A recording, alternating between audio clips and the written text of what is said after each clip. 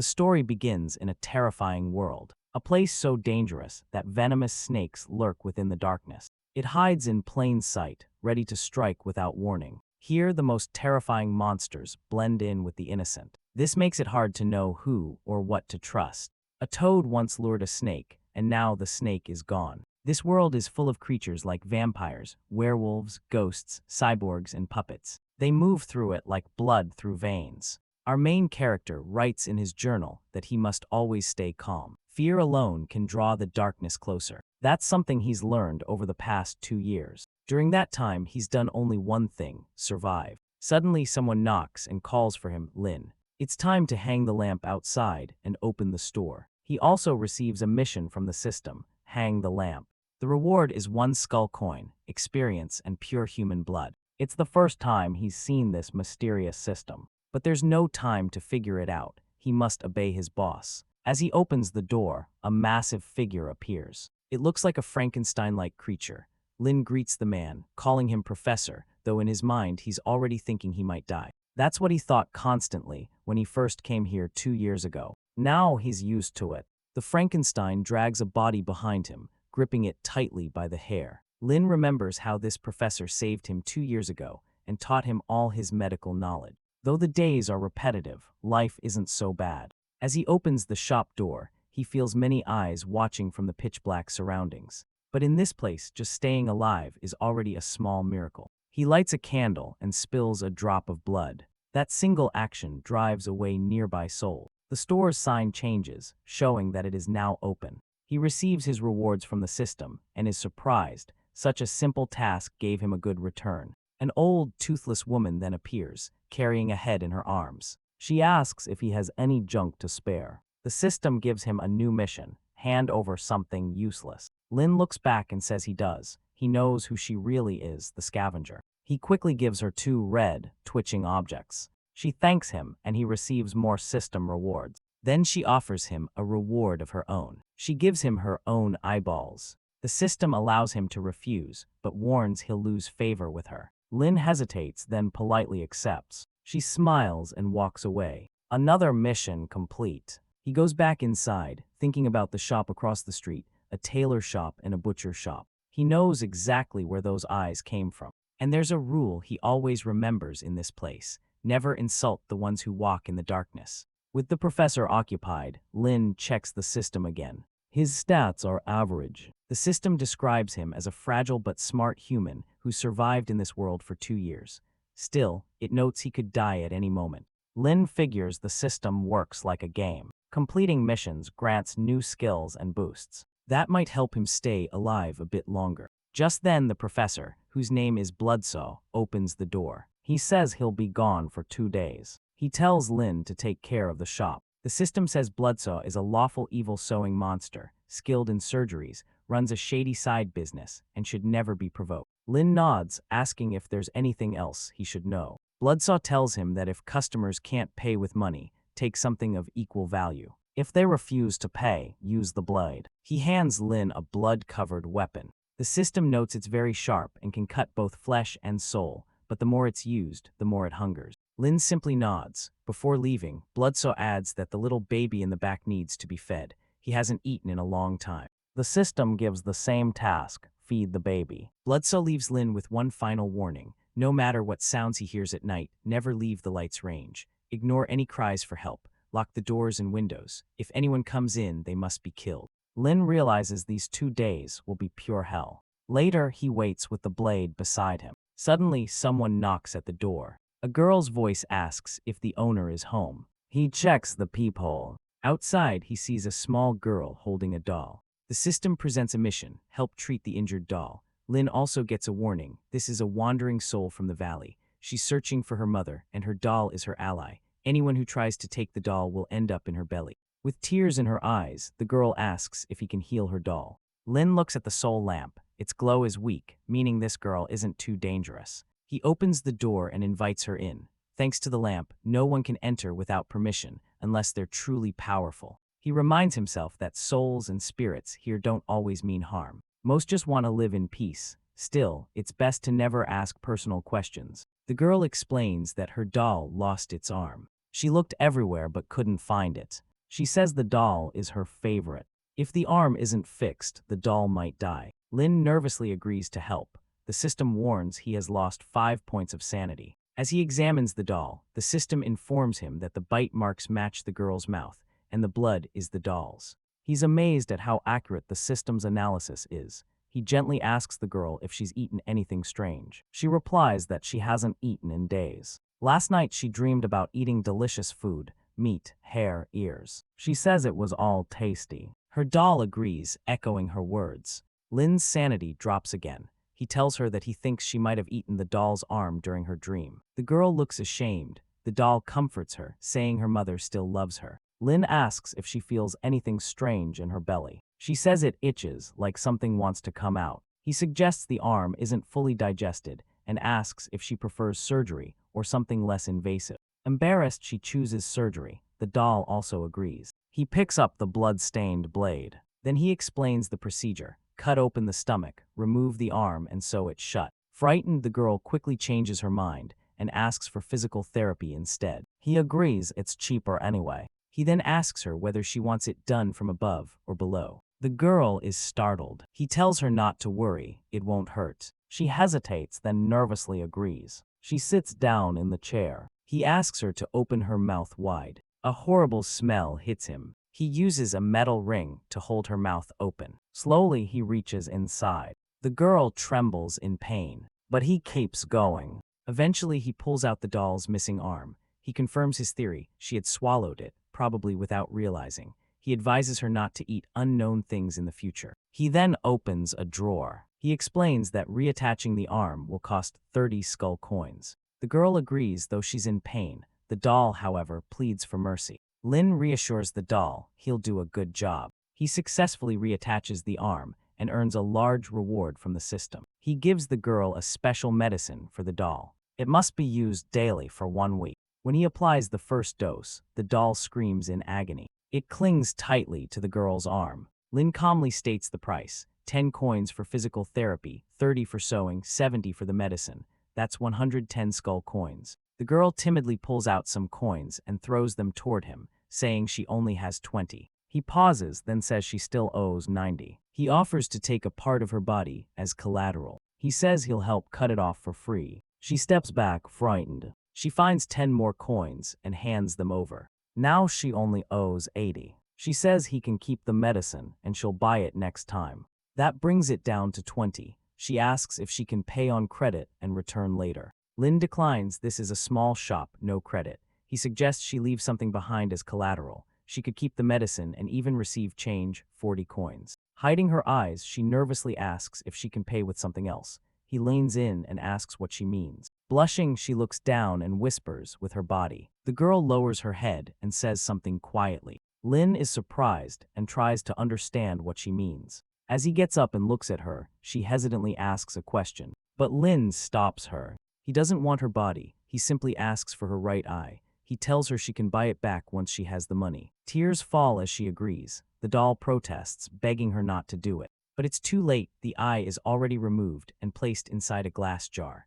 Lin receives a large amount of items and coins from the system. He turns to her and says everything is done. He invites her to return to the pharmacy anytime. She walks away crying, saying she never wants to come back and just wants her mother. Lin finds her reaction unusual. The system then issues a new mission: help the blood puppet find its mother. The reward is 200 favorability points with the girl, 100 with the doll, and a special prize. He pauses for a moment, staring at a plate filled with items like hair and ears, things he's collected from the system over time. He's certain that little girl has done far worse things than what he saw today. But it doesn't matter. He'll talk to her about it next time. He notices that he has been earning more and more skull coins, the main currency of this world. The only problem is that he hasn't left the store in over 2 years. Looking outside, he sees countless glowing eyes in the dark. Having money isn't the issue. Maybe someday he'll get the chance to use it. Just then, a one-eyed pig walks into the store. He's the owner of the butcher shop in the Valley of Wandering Souls, a so-called friendly neighbor who is always happy to either share his prey or share you with others. Lin sees the soul lamp burning red. He welcomes the pig into the pharmacy and asks if he needs anything. Thanks to the lamp's protection, most monsters won't attack him directly. If they do, he can use the soul's energy to push them back. However, this power doesn't work well against those truly evil beings. In the end, this world has no real rules. The pig walks in, complaining about an old woman who tore out one of his eyes over some junk. He curses her and then sits at the table, demanding to see Bloodsaw. He needs a new eye and is willing to pay with fresh prey. Lin calmly tells him that the professor is away for a few days. If he needs anything, he can speak with him instead. The system issues a mission: help the pig find a new eye. The pig looks Lin up and down and suddenly remembers him. The system warns that the crisis level has reached 89%. They stare at each other for a moment before the pig decides to proceed. Lin gathers several items, laying them out in front of the pig. Human eyes, pig eyes, bat specter eyes, and doll eyes. Each has its own price. He asks which one the pig wants. After considering, the pig says he wants Lin's eye. Shocked, Lin loses 10 points of sanity. The crisis level rises to 91%. He asks if the pig is serious. The pig replies, "Why not?" Feeling uneasy, Lin removes one of his own eyes. He does it without hesitation. The system warns that his life is now in danger. He has lost an organ. Holding the eye in his hand, he says it costs 200 skull coins, and there are no refunds if it fails. The pig is stunned. It seems impossible to him. When the old woman took his eye, he was overwhelmed by pain. Yet here was a human, calmly removing his own eye without flinching. Because of this, the crisis level suddenly drops to 50%. The pig stares, realizing that Lin must have been altered by one of Bloodsaw's experiments. Lin walks over to him, holding the eye, but the pig refuses. He wants his original eye, not someone else's. Lin puts his own eye back in and says he has the pig's eye. The pig is confused. Lin explains that earlier that day, a kind woman gave him a strange toy. He shows the pig the eye. The pig is shocked. It belonged to him. He asks where Lin got it. Lin explains again, saying it was a gift from a gentle lady. The pig realizes who he's talking about, the scavenger. She's capable of cutting off his head without hesitation, and yet she gave his eye to a pharmacy apprentice. Why? The pig loses 30 sanity points from the thought. While he stands there trying to process this, the crisis level drops to 20%. The pig finally asks if Lin is giving the eye back. Lin replies that he's selling it for 200 skull coins. The pig nods, understanding. He agrees to the price. The crisis level drops to 10%. Lin asks if he'd like the surgery here or on the operating table. The pig chooses to stay here. He's too scared to lie on the table. Lin tells him to lay his head down and stay still. If it hurts, he's allowed to scream. The pig makes a joke, but he's clearly nervous. Lin lights a candle. Then he begins heating the blade. The pig trembles, confused about why fire is involved, just to reattach an eyeball. Lin simply replies that there are some blood clots and pebbles in his eye socket.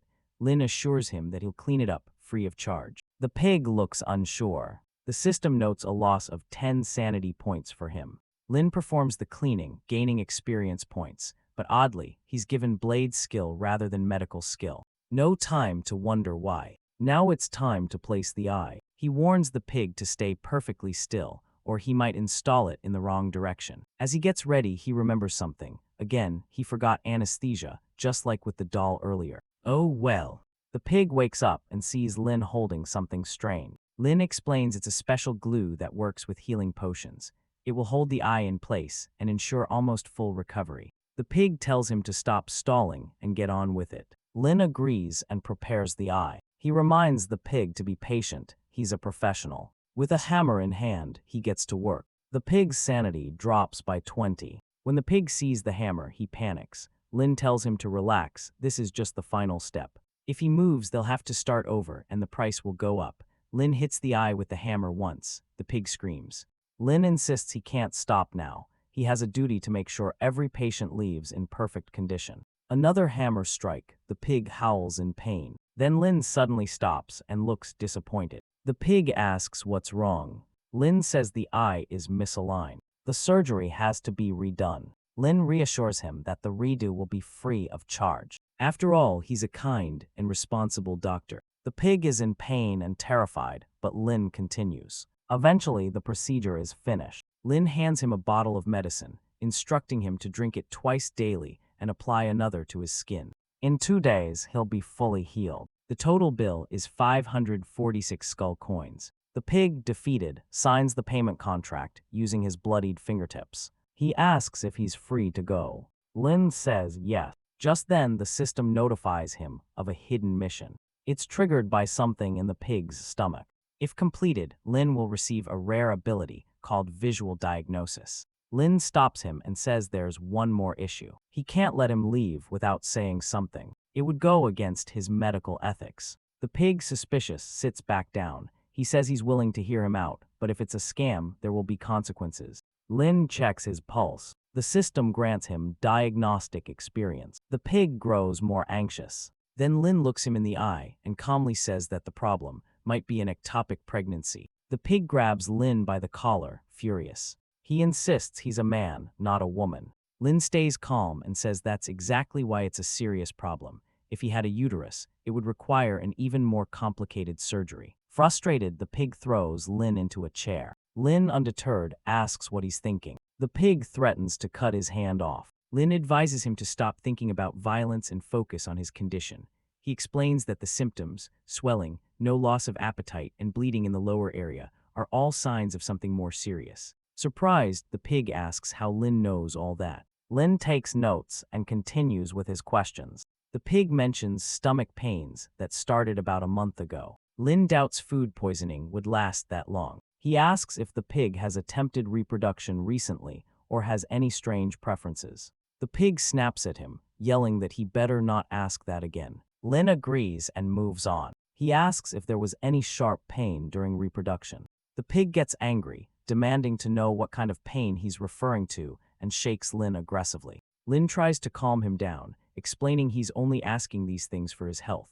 The pig finally sits back down and says he'll give Lin one last chance. Lin steps forward and says, based on the symptoms and what the pig has told him, this isn't a regular pregnancy. It's likely a mutation caused by consuming something unnatural, leading to an ectopic pregnancy. The pig repeats the words to himself, trying to process it. Lin adds that recently, he might have felt constantly full after eating. He may have noticed pale skin, sunken eyes, or a cold pulse. These could all point to possession by a parasitic spirit. He hands the pig a potion for detection. It's designed to reveal any hidden evil spirit. The pig sniffs it. Then he plunges his hand into it. Suddenly, dark spiritual forms start to rise. Startled, the pig yanks his hand out, feeling something stir in his belly. Lin reacts quickly. He hits the pig's stomach with a chair. The pig panics and demands to know what that was. Lin explains that the diagnosis confirms it. It's a parasitic spirit causing the ectopic pregnancy. Fortunately, it's in an early stage. He's lucky to have come in now. Desperate, the pig clings to Lin's leg, apologizing for how he acted earlier and begs to be saved. Lin knows it's much easier to fight an evil spirit face to face. Unfortunately, when it's growing inside someone's stomach, things become much more complicated. He'll have to get creative. He asks the pig if he's eaten anything contaminated recently. The pig admits that about a month ago, he fed on a man. He didn't fully eat him, just absorbed some of the body. Aside from that, he only eats pork and human meat. Lin says it's time to take a closer look and tells him to follow. The pig nervously follows Lin into the operating room. The pig hesitates as he lies down on the operating bed. He asks if a second diagnosis would be better than jumping into surgery. But Lin insists that acting fast is more important. He needs to confirm the presence of the spirit through surgery. The pig begins to panic. He's always been the butcher, but now he's the one getting cut open. While he's talking, Lin is calmly sharpening the surgical blade. The pig anxiously asks how long it'll take. Lin readies the blade and says they're about to start. But then he pauses. He forgot something. He quickly marks a cross on the pig's belly with a pen. Then he activates restraints to keep the pig from moving during the procedure. The pig screams. Lin reassures him the restraints are for his safety. The pig asks if Lin has ever done surgery before. Lin says he's watched his teacher cut meat, and this isn't much different. Now fully panicked, the pig begs to be let go. But Lin says it's too late. He can't abandon a patient now. After several cuts and a fair amount of practice, Lin completes the procedure. He congratulates the pig. It was a smooth delivery. What came out was a bloody, malformed creature. As Lin starts sewing up the wound, he tells the pig, probably not the best time, but he has to mention the bill. The cost of the surgery is 300 skull coins. Since it's his first full operation, he offers a discount. That brings the total to 240. The pig groans and tells him to just finish already. Lin agrees but adds that stitching costs extra, another 40 coins. He offers options for stitching material: wool, cotton, steel, or hemp. The pig chooses hemp thread. Lin threads the needle. Then he begins sewing. Afterward, he pours a healing potion over the stitched wound. The pig jerks from the sting. The system announces the surgery was successful. Lin receives more experience, and the pig gains another 200 fear points toward Lin. Looking at the parasite baby, Lin comments that although she was born tainted by evil, with proper care she might grow up healthy. But the pig is already running out of the room. Lin calls out, reminding him that he forgot his daughter. The pig yells back that she's part of the payment. Lin rushes after him, shouting that this is a pharmacy, not a daycare. You can't just leave a child here. Still, the pig disappears. Lin sighs and decides to look after the baby for now. Maybe when the professor returns, he'll find a use for her. A snack with a glass of wine, perhaps. The little creature is already shaking in fear. Lin pours a small healing potion on his eye and opens the system menu to check his status. He sees that his title has changed. He's now listed as Bloodsaw's apprentice. The description mentions that people can sense his growing cruelty and that he's slowly inheriting his teacher's twisted methods. Lin is shocked. He doesn't consider himself evil. He always thought of himself as kind. He notices that he has 4 upgrade points. He decides to invest all of them in Constitution. Survival is his top priority. He immediately feels stronger. Just then, the newborn monster is attacked by another creature. Lin reacts quickly and saves it, scolding himself for forgetting it was even there. He checks the system. The creature is listed as a deformed female infant spirit, level 2. A secret mission appears. The evil spirit inside her is corrupting her form. The longer he waits, the worse it will get. There are 4 options: turn her into lamp oil, feed her to the garden creatures, preserve her as a specimen, or wait for the pig to return and reclaim her. Lin thinks the first 3 are far too cruel. The reward field just says, waiting for analysis, which is vague but probably promising. He decides to wait. As he sits down, he gains 10 morality points for doing the right thing. That's when he remembers he forgot to feed the backroom creatures. He places the baby in a jar and tells her to wait. Then he rushes to the back of the store. Sweating already, he removes the lid, preparing himself. Lin pours a mysterious substance into the basement. He loses 10 affection points with whatever creature is inside, but at least it's been fed. He stares into the basement, confused. For 2 years he's worked in this shop, and not once has the professor explained what this thing is. He decides it's better not to ask questions. Curiosity here could turn someone into food. When he returns to the storefront, he finds the creature has grown enormous. Just looking at it chips away at his sanity. 30 points are gone in an instant, but what concerns him more is how horrifying it now looks. There's no way the pig will recognize this monster as his daughter. He decides to help. He ties her to the bed and thinks a little makeover will do her good. Otherwise, she'd scare everyone on the street. He grabs one of her tentacles to inspect it. It stiffens. The child becomes more frightened, gaining 10 more fear points. He tries to reassure her, it's just for appearance. But that only frightens her more. Still, he's pleased with his work so far, even if it seems a bit rough. Suddenly, there's a knock on the door. He opens it and is greeted by a scorched mummy, almost completely burned, radiating intense hostility toward anything beautiful. The system identifies it as a 99% burned evil spirit. The creature speaks. Clearly it wants a new face. A quest is activated to perform facial reconstruction, with a reward of 50 skull coins. Lin tells the visitor to wait a moment. He's still finishing another plastic surgery. If the mummy wants, he can observe and admire Lin's brilliant techniques. Lin tries to calm the mummy, even though this is his first time doing plastic surgery. He tells himself it's similar to sculpting clay or kneading dough. The key is balancing elasticity and pressure. Too stiff or too soft and it won't work. He needs the right touch. The mummy gains 10 fear points just watching. Lin gets to work. He slaps the creature's skin, rolls it out, tosses it, and stretches it from side to side. The mummy stares, losing 20 sanity points. He then turns to the child's head, placing it on the table to examine it. Something feels off about this whole store. The mummy, watching in disbelief, wonders what exactly Lin is doing. Lin explains that the child is very unattractive, and as a doctor, he feels responsible for giving her a more pleasant appearance. The mummy quietly doubts the method will work, but says nothing. Lin accidentally squeezes the child's head too hard, crushing it slightly. He apologizes and notices a chilling human-like smile from the girl, which drains 20 more sanity points. The mummy now realizes something terrifying. Bloodsaw didn't leave an assistant. He left someone even more deranged. He starts to imagine himself ending up like one of the abominations in the back room. Hearing a faint noise, the mummy becomes anxious.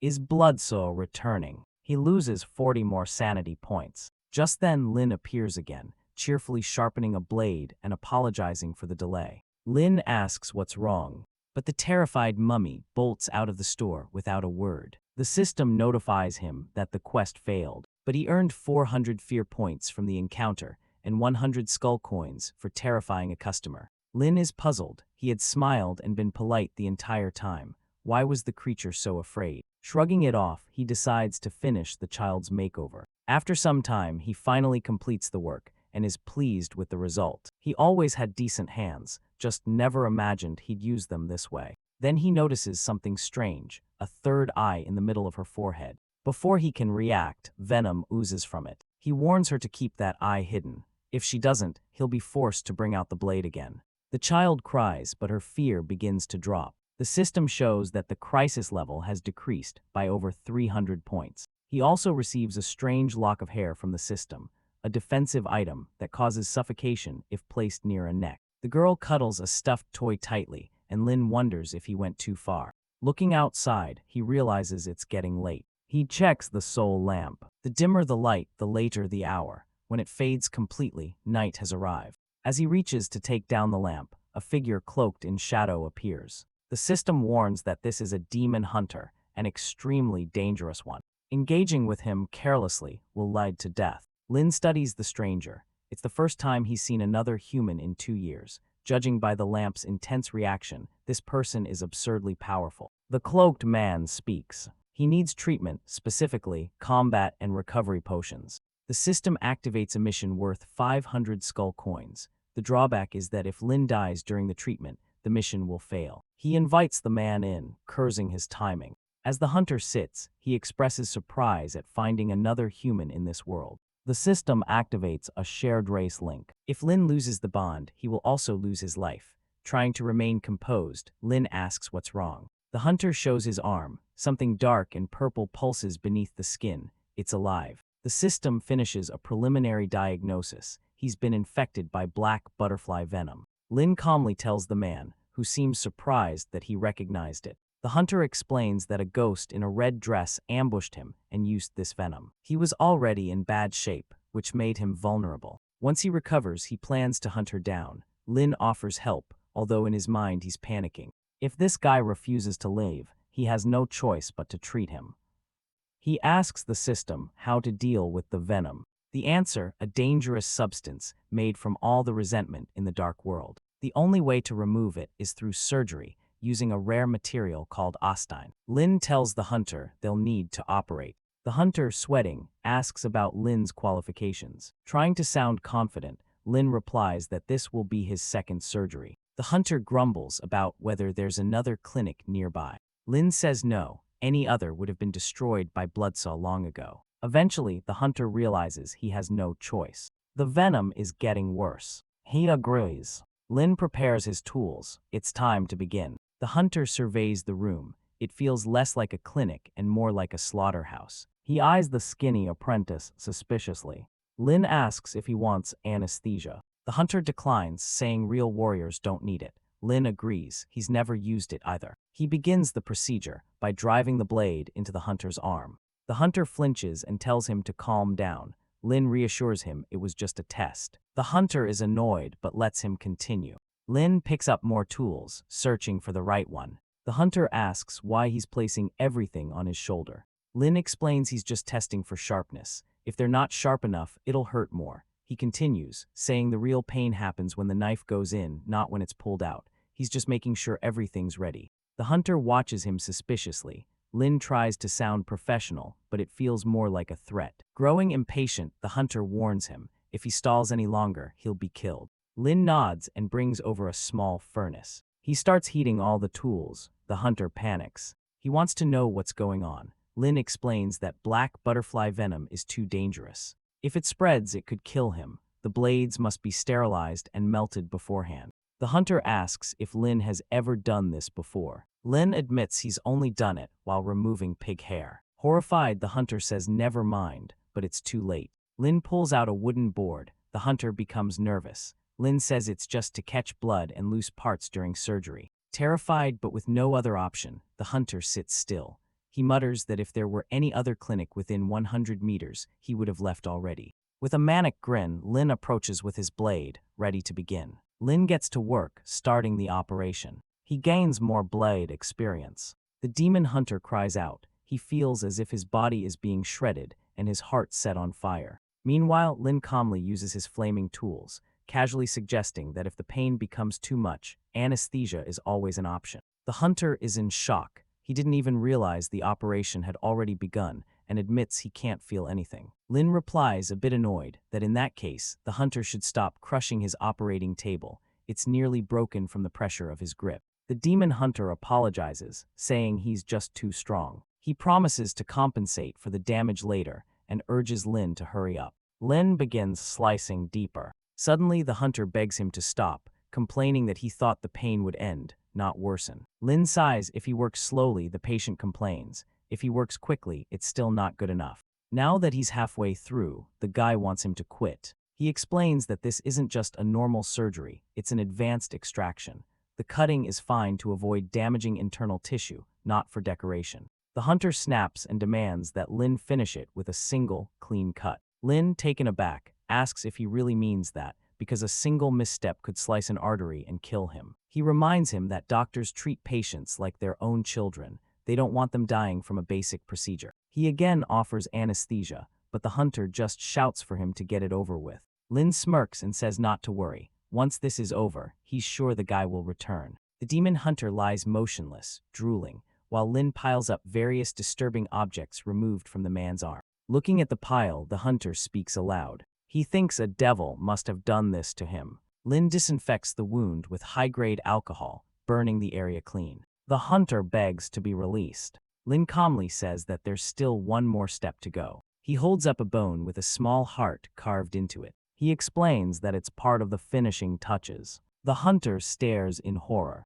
Lin innocently asks if the hunter liked the detail. The man, furious, begins to curse, but Lin effortlessly dodges. He says he's still trying to help. He insists the patient cannot leave before the treatment is complete. The demon hunter doesn't care. He pulls out his weapon, telling Lin to stop toying with him. A gunshot echoes through the air, and the next scene shows the hunter already tied up against the wall. Confused and angry, the hunter demands to know why he's been restrained. Lin explains it's for safety. He doesn't mind dying, but if he's attacked mid-surgery, he can't finish his work. That wouldn't be fair to a patient. The demon hunter scoffs at the metal restraints. He insists that if he were truly afraid of pain, he'd already be dead. Metal won't hold him. Lin ignores this and begins sanding the exposed bone. Horrified, the hunter begs for help. Lin calmly says he's just scraping the bones. He warned him earlier it would be painful. The hunter demands to know why bone scraping is necessary. Lin replies that enduring pain is part of being strong,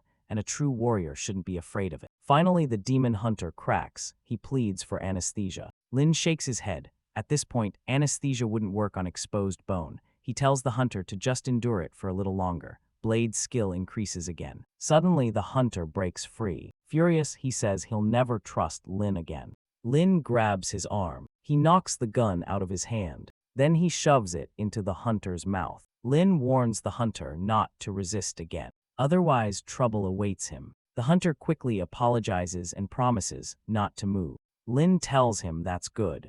If he tries anything again, the surgery will become personal. He reminds him he has a reputation to maintain and pulls out a saw, preparing for the final step. The hunter, terrified, asks what Lin has against him.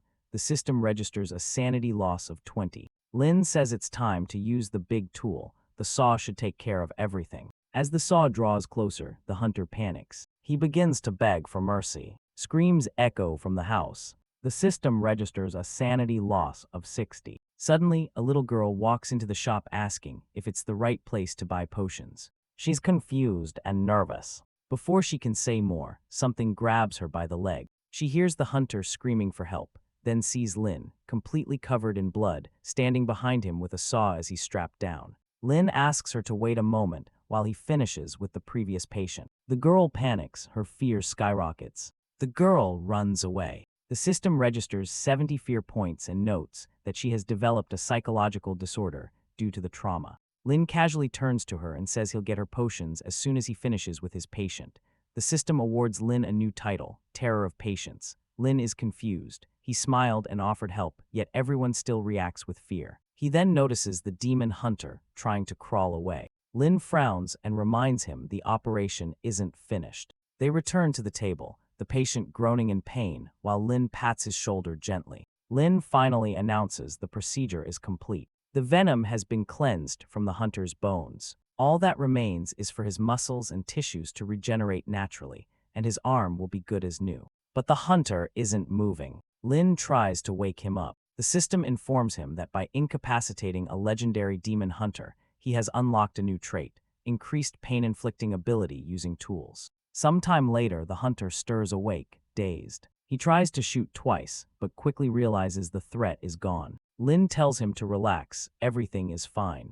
The hunter, still wary, confirms that the venomous presence is gone. It feels unreal, Lin nods. The muscle toxins have been removed. The regeneration process began with the help of the pharmacy's best potion. The only hiccup was a missing patch of tissue, so Lin added a bit of pig to fill the gap. The demon hunter stares in disbelief. The demon hunter demands clarification, shocked to hear that Lin used pig skin. Lin simply says it's unconventional, but effective. If there's any problem later, he can return. The hunter is horrified by the idea of ever coming back. Lin reminds him that death by venom would have been far worse. In this world, surviving matters more than anything. The system shows that the hunter's crisis level has reached 99%.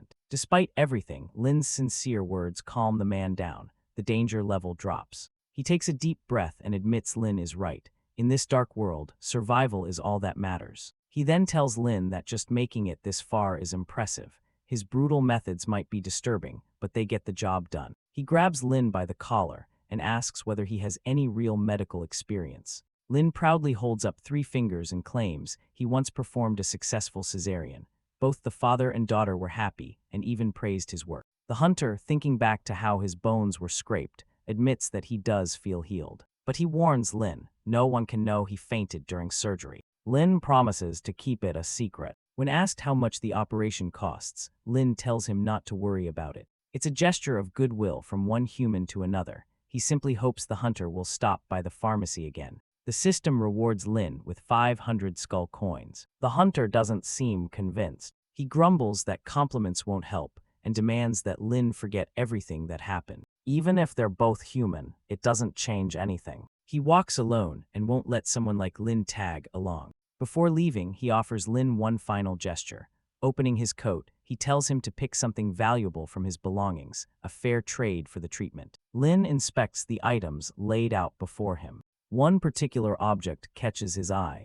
It's a cursed revolver that once belonged to a legendary demon hunter. It's enchanted with 6 bullets that reload themselves. Excited, he grabs it immediately. But the hunter stops his hand. The hunter notices and compliments Lin on his sharp instincts, saying he picked the most tempting weapon from the collection. Lin, impressed by the weapon, asks how many monsters it has slain. To his surprise, the hunter admits that it has never killed a single one. He demonstrates by firing at the wall. It leaves only a circle-shaped burn. He explains that the guns never hit their intended target, no matter the angle. They look impressive but are essentially useless, good only for decoration. Lin tries to back out of the choice, saying he no longer wants them. But the hunter reminds him that, as a man of principle, once a selection has been made, it can't be refused. If Lin doesn't take them, the hunter warns that something unpleasant might happen. Reluctantly, Lin accepts them, planning to get rid of them later. But the hunter tells him that won't work. Because of the curse, the guns cannot be disposed of willingly. They can only be transferred through a fair trade. And since Lin desired them so much, the curse latched on to him immediately. Lin realizes this wasn't a fair deal and accuses the hunter of tricking him. But the man simply reminds him of the favor he owes for the surgery. As a parting gift, the hunter gives a warning. No matter what happens tonight, no matter the sounds or fear, Lin must not open the door. Something unusual is going to happen. Lin asks what kind of threat it is, but the hunter vanishes into the darkness, saying it's best if he doesn't know. Lin reflects on how his teacher once said something similar before leaving. Clearly, tonight will be dangerous. There's still about 30 minutes before full nightfall, and no more visitors should be arriving. He glances at the child creature on the ground. It has already reached level 7. At this rate, it's going to become difficult to manage. He tries using the cursed revolver. As expected, it misses entirely. Still, the fear it causes is effective. He continues shooting to scare the creature into submission. Just then, the soul lamp begins to flicker. Lin quickly shuts the door and exhales in relief. With the lamp now off, a dangerous phase begins. Now anyone, even without his invitation, can enter the house. The system activates a new quest, Sleepless Night. The goal is to survive until morning. The reward is 500 coins and a mysterious prize. Inside his room, Lin hides under the covers, weapons close at hand. He's ready for anything. It's now midnight, and someone is already knocking on the door. A familiar voice calls out, claiming to be Bloodsaw. It says a malevolent spirit is chasing him and begs for help. Lin is caught off guard. Could the professor really be back? He cautiously approaches the door. Then he suddenly attacks it with his weapon, just in case. The voice behind the door shouts in protest. But Lin stays firm. His teacher would never return at this hour. While they argue, a sound comes from outside. Lin lines in to listen. Suddenly, hands burst through the door, grabbing him and draining his sanity. He fights back, struggling to free himself. In desperation, he uses the cursed hair from the malevolent spirit, which finally forces the hands to retreat.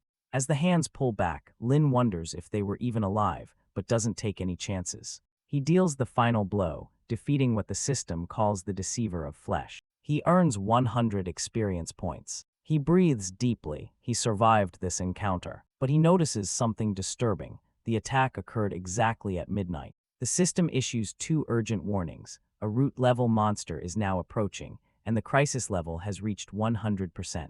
Lin hurries back to the door. He suspects this is the creature the warnings were referring to. Suddenly, a massive hand appears and reaches out for him. Lin strikes at it with his knife. Then he catches a foul smell in the air. He turns. 2 huge, glowing eyes stare at him from the darkness. He retreats, but the eyes follow, pressing right up against the door. The heartbeat of the monster is deafening. Lin hears a soft licking sound. It's oddly cute at first. Then the monster's tongue slides across his face. That's definitely not cute. He loses 40 more sanity points, but forces himself not to panic. If he does, he knows he'll be devoured. The creature then softly speaks, saying it has found the doctor and complains of a toothache. Lin is stunned. It came here not to eat him, but to ask for dental treatment. Trying to stay calm, he informs the creature that the clinic doesn't accept patients at night. That's the rule. But the creature becomes aggressive, threatening to devour him if the door isn't opened. With no choice, Lin opens it. He greets the monster politely, hiding his fear. The system analyzes the creature. Its race and abilities are unknown, but it confirms a dental issue. The monster groans in pain, saying it hasn't been able to eat. Lin offers to help. After all, a toothache isn't hard to treat. He reassures himself that this is just another patient. As he nears the creature's massive jaw, the system activates a new quest, Treat the Toothache. The reward is 1,000 coins, 50 favor points with the unknown being, and no penalties. But Lin isn't comforted. He knows the only reason there are no penalties is that if he fails, there won't be anything left of him. He readies himself. He'll have to rely on his medical skills once again. It's dark inside the monster's mouth. The creature suddenly pulls out its own eye to use as a light source for Lin. Thanking him, the beast helps Lin see clearly. Inside the mouth is a horrifying sight. Rotting remains of countless creatures are decomposing between the massive teeth. Inside the monster's mouth, Lin finds something unexpected. Hidden among the decayed remains is a legendary lance, damaged but still intact. It radiates sacred energy and clearly doesn't belong to this world. A weapon from another realm, blessed with divine power and particularly effective against demonic or corrupted beings. Lin notices it resembles the demon hunter's weapons. The creature urges him to remove the lance. As Lin looks deeper into the grotesque interior, he sees remnants of previous healers, demon eyes, cursed healer limbs, pieces of doctors. Some even include organs like a cursed eyeball, labeled as once belonging to a doctor. It becomes clear, others had tried to heal this creature in the past, but being cursed entities themselves, they couldn't handle the sacred energy of the lance. Lin, being human, believes he might be immune to its effects. That hope disappears when he touches it. His finger turns purple instantly. The giant creature turns and stares. It's too late to retreat. Lin seizes the opportunity and begins pulling the lance out. Tentacles emerge to assist him, and together they manage to remove the lance. He gains 20 favorability points. But the pain from the cursed contact remains. Lin realizes if he panics now, he's finished. Pushing through the fear, Lin reassures the monster that he'll take care of everything.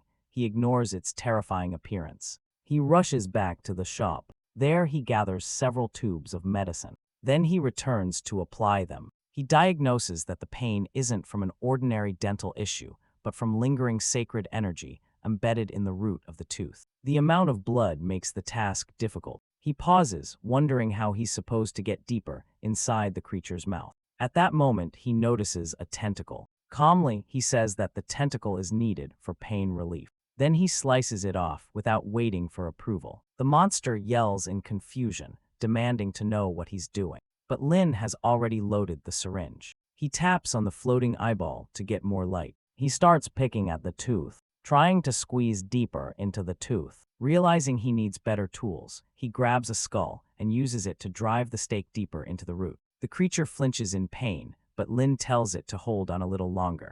Eventually, the pain subsides. The monster admits that just moments ago it was considering eating Lin, but now it feels much better. Lin advises not to think about that. The medicine is working, but the job isn't done yet. He now needs to clean the teeth and complete the restoration. He asks for a bucket, which the creature obediently fetches. Lin rinses out the infected area and requests some steel to patch up the tooth. Unfortunately, he doesn't have enough. To solve the problem, the monster swallows Lin and sprints off. In the next moment, they arrive at a massive metal door. Lin immediately realizes the issue. The door is made of iron, not steel. Undeterred, the creature opens its mouth and fires a laser blast, melting the door completely. Inside, they discover a steel marionette, a powerful and heavily armed automaton with high combat capabilities. Lin exits the creature's mouth and watches the scene unfold. He recalls that a marionette like this once caused chaos in his shop. It took his teacher 10 hours of fighting to drive it away. This time, the creature sticks out its tongue and crushes the steel puppet with ease. Then it leaps and finishes it off with a devastating blow. Lin is stunned.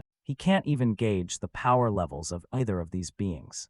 The gap between them is massive. The creature asks if that was enough. Lin nods quickly and requests assistance, repairing the tooth. Back in the shop, Lin activates his tools. The teeth are sharpened to perfection. The creature lifts Lin gently, smiling with satisfaction. He's drenched in sweat but relieved. It earned him 11 skull coins and another 50 favorability points. Now fully treated, the creature is in a good mood. Lin offers a long-term oral care service, a type of dental maintenance. The creature doesn't understand what that is, so Lin explains that it's a regular treatment plan to keep teeth healthy. Curious, the creature agrees to a free trial. Lin climbs into her mouth once again, starting a new cleaning mission.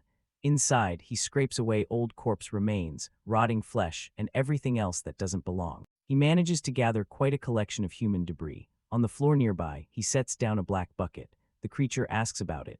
Lin explains it's a special black slime that will sterilize her entire mouth and leave her with a fresh, pleasant scent. The creature is amazed and opens her mouth even wider. This earns Lin another 20 favorability points. He jumps right in, scrubbing everything thoroughly while the monster holds the bucket, assisting as instructed. Another 20 favorability points follow. Lin checks in, asking how she feels. She beams, flashing her polished, gleaming teeth. Another 50 points are added. She's clearly pleased. Lin then suggests becoming a lifetime member of his clinic. She happily agrees. He asks for her name so he can set up a membership record and offer special gifts on her next visit. The creature doesn't know what a name is, so Lin explains. It's what others use to refer to you. She says she has none. He offers to name her Yahello. She accepts. In gratitude, she gives him a few gentle licks. The system rewards Lin with a new title, Root Namer. He is now the first human in this world to ever give a root creature a name. Along with that, he gains new affinities and the ability to remove curses. Yahello carries him back to the shop, full of joy, and leaves him at the door. As soon as he steps inside, Lin collapses to the ground, shaking. He whispers to himself that if not for his strong mindset, he wouldn't have made it through the night. Thanks for watching. Like, subscribe, and turn on the bell for more awesome stories. Back inside the shop, Lin checks the system and sees he now has 8 attribute points to allocate. His profile has also changed, mentioning that he's someone who has already caused fear and pain to a poor demon hunter. He knows exactly what to do. Strength and agility won't help him much against the monsters in this world. Intelligence isn't a priority either, since he can rely on the system for analysis. So he puts everything into Constitution. In a place like this, survival is what matters most. He also inspects his new skill, Limited Curse Removal. It removes a curse for 24 hours, can be used on only one target at a time, and has a cooldown of 12 hours. He has an idea. If he uses it on the cursed pistol, maybe it will become a true legendary weapon. He activates the skill, removing the curse from the pistol. Excited, he tries it out by firing at some bottles. But he misses everything. The system informs him that his weapon proficiency is 0. He realizes that removing the curse didn't make him a good shot. Disappointed, he sets up a bottle target by the window and continues practicing. He gains a bit of experience, but skills take time to build. Suddenly, one of his stray shots causes a loud scream outside. Someone yells, demanding to know who attacked them. The system informs Lin that he accidentally hit a level 75 creature, a being known as the Feeder of the Night Corruption. Panicking, Lin boards up the windows with planks and hides everything. The creature outside continues to shout, looking for the attacker. Lin dives into bed. He's shaking in fear. Despite everything, Lin manages to sleep and wakes up the next day. The system rewards him with 500 coins for surviving the night. It lists his accomplishments. He defeated a monster, injured another, psychologically traumatized multiple patients, and still managed to wake up feeling positive. He has now reached level 6 and unlocked the system shop. The system also informs him that once he reaches level 10, he will be able to choose a profession. Lin notices something crawling onto his bed. He instinctively fires a few shots, this time improving his proficiency a little. Then he realizes it's the little girl. Though she looks cute, those evil tentacles are still very present. He instantly gains 20 fear points toward her. It's no surprise he felt someone climbing on him last night. Out of curiosity, he checks her level. It's already level 10. The system notifies him that because he has reached over 1,300 fear points and 200 taming points, he now qualifies for a new mission, Growth of the Child's Spirit. This means he can directly influence her development. He complains about this responsibility. Why can't the creature grow on its own? Then it clicks, fear is the reason she hasn't attacked him yet, so to keep her from becoming a threat, he must maximize fear. He picks her up, looking innocent and harmless in his hands, and he begins stretching her limbs, calling it a daily adjustment.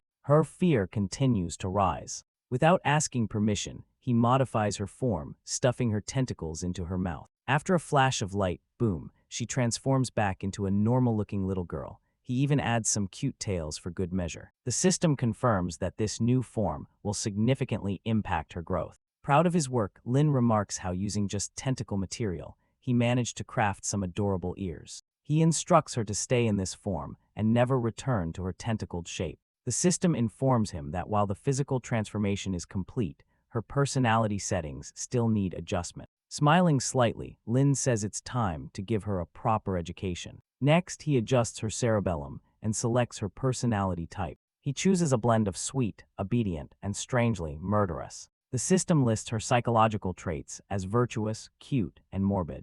Lin sighs. Why is the third trait always something terrible? He asks the system if he can tweak it further. The system says only 2 personality changes are allowed at this stage. He pats the girl on the head, promising to remove the dangerous traits later. For now, this will do. The girl, exhausted from all the changes, goes to sleep. Lin tidies up and practices his aim a bit more. Then he places a candle outside. Then he sits down and opens the newly unlocked system shop. He expects to find some great items. He's hopping to buy clothes for the girl, maybe something themed like a 9-tailed fox or a big shield. Instead, the store has items like slime mucus, a money-attracting charm, baby diapers, a growth elixir, magic meat blocks, and succubus perfume. He's unimpressed. He tries to refresh the store, but the system says the inventory only updates at 5 in the morning. Eventually, he decides to buy the toxic slime, thinking it could help with potion making. Then he sees the unlucky cat, a charm said to bring financial fortune. He tells himself he's lucky. Then he buys it for 200 coins.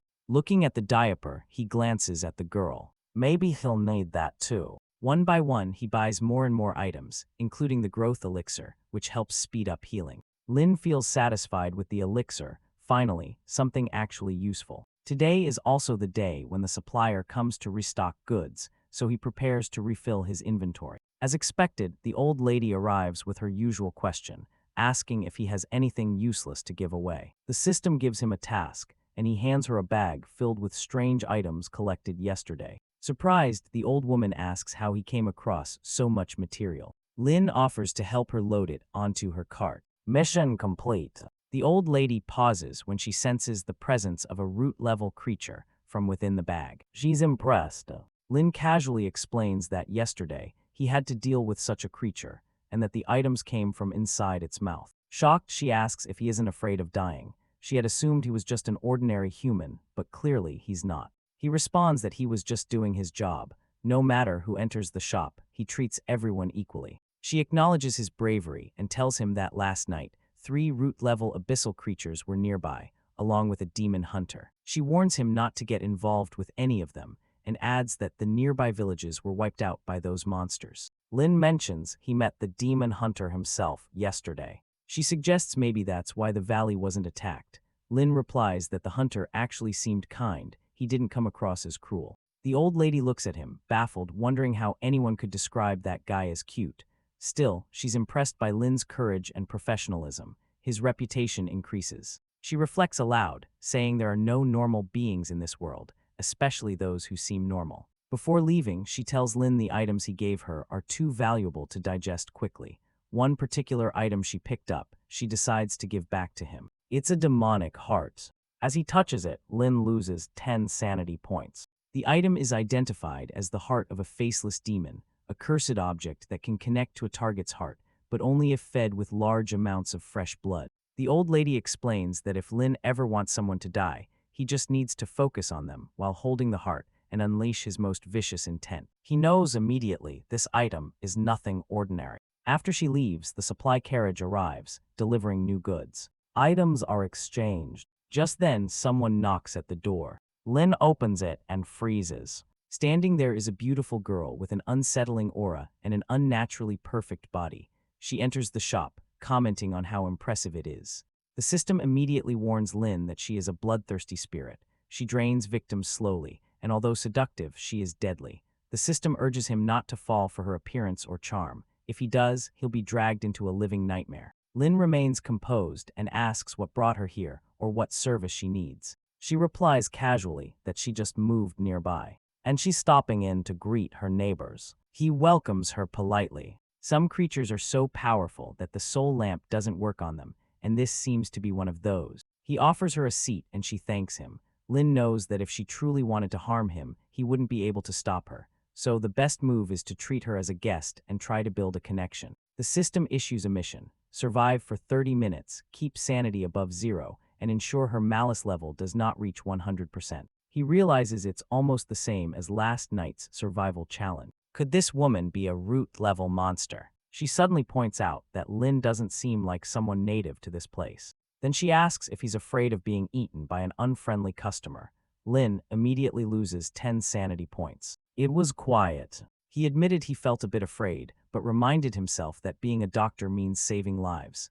If someone became his patient, he would take care of them, no matter what. She stood up, intrigued, then asked him a strange question. What would he do if someone wasn't his patient? The strange, seductive monster leaned closer and whispered in his ear, suggesting she might devour him and drain all the fluids from his body. The tension spiked, nearing a dangerous level. But Lin stayed calm. He calmly told her that such a thing was impossible. He believed someone so beautiful on the outside must also have inner beauty.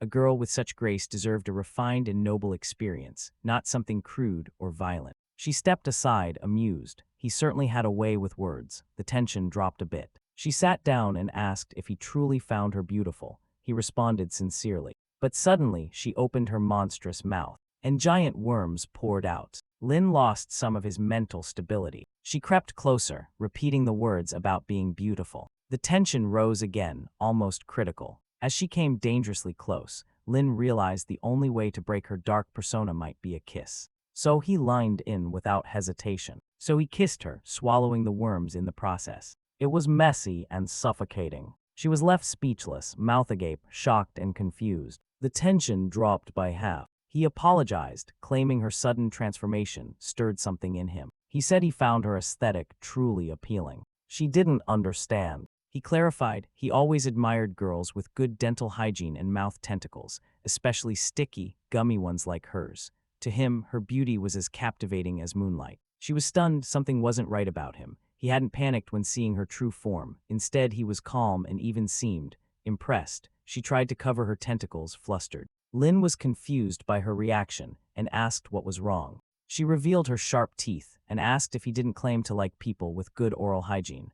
Things weren't improving. The tension started climbing again. Lin approached and examined her teeth closely. He praised her again and insisted on giving her gentle oral care. She seemed caught off guard. Later, she stood in front of a mirror while Lin asked if she felt her breath was fresher. She stayed quiet, staring at her reflection. He touched her shoulder gently and complimented her again. She was clearly unsettled. She had no idea what was happening or what this man really was. Any other human would be screaming in fear, running for their life, maybe even wetting themselves. But this guy, he wasn't scared at all. In fact, he seemed excited to care for her mouth. She decided to drop the small talk. She came here for a reason. She asked if he had performed surgery on a pig-headed creature the day before. The tension surged again. He admitted he had. Panic rose inside him. Was she here for revenge? She asked if he had taken a child from that creature's belly. He remembered the strange incident and asked who she was. She revealed she was the mother of that child.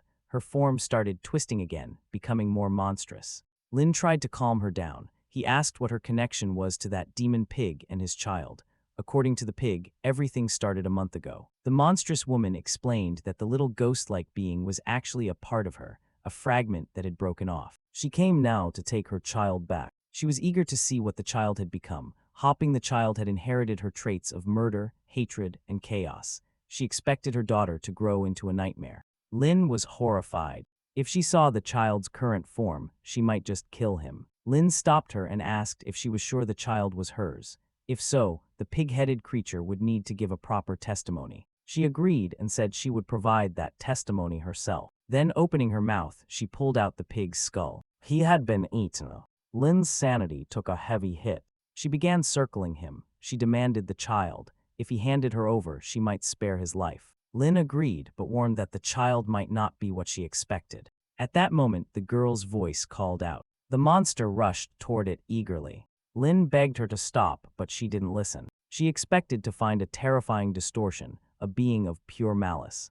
Instead, she found a sweet, radiant child. The little girl smiled warmly at her. She turned to Lin in disbelief. He confirmed that this was the baby he took from the pig's belly. She couldn't believe it. It made no sense. To confirm, she pulled out a tentacle from her own head and tossed it toward the child. It wrapped around the girl's leg. At first, the child was scared, but then the tentacle fused with her body. That was when the monster realized it really was her daughter. Lin acted surprised too, though it was all part of his plan. The system informed him that he had completed the first part of raising the child, and her worldview had been shaped according to his design. The girl now had a tamming level of 351 and a malice level of 591. Lin found these new levels fascinating. He gestured toward the girl. The monster stood in shock, watching as the child followed his directions perfectly. It seemed the tamming system worked well. The only issue was that this might not be good for the child herself. Lin picked her up and praised her. He told the monster that if she truly believed this was her daughter, she could adopt her right now.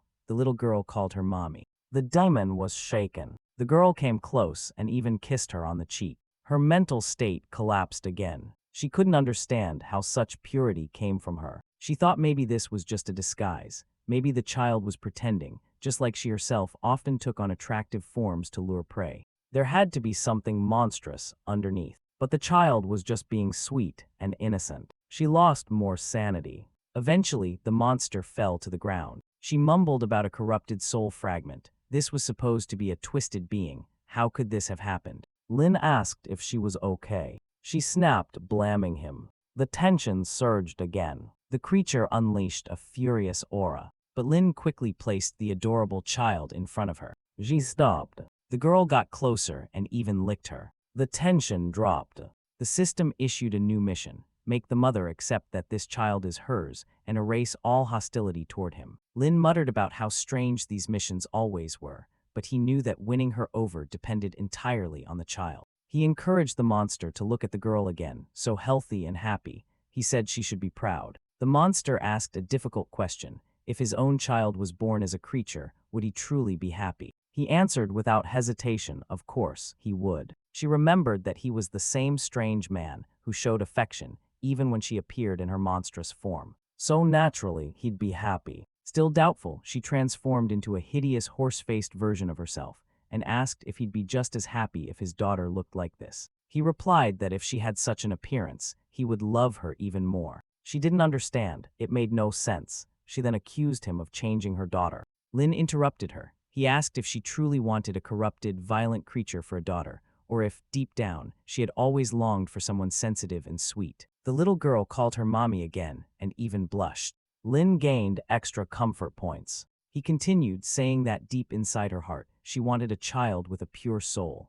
But as a creature of darkness, bound by her kind's traditions, she had never allowed herself to admit it. She screamed at him to stop speaking nonsense and tried to attack him again. But he raised the child in front of her. The girl smiled with pure joy. And once again, the monster fell to the floor. Lin grinned to himself. He now knew exactly how to handle her. Lin tried to reason with her. Deep inside, she had to know he was speaking the truth. But she told him to stop. She'd had enough of his rambling. Still, he pressed on. He said she couldn't hide it anymore. He noticed how, when in her human form, her posture, her movements, and even the way she looked at people were filled with natural charm. These weren't things that could be faked. He believed that, deep down, she truly wanted to be beautiful. She blushed but still came at him, ready to strike. He caught her wrist and calmly asked her to listen. He recalled her saying that she used her monstrous form to lure prey, but pointed out that humans were very rare in this world. For someone like him to fall for her was already special. He said that both of her forms attracted him equally, but that wasn't the point.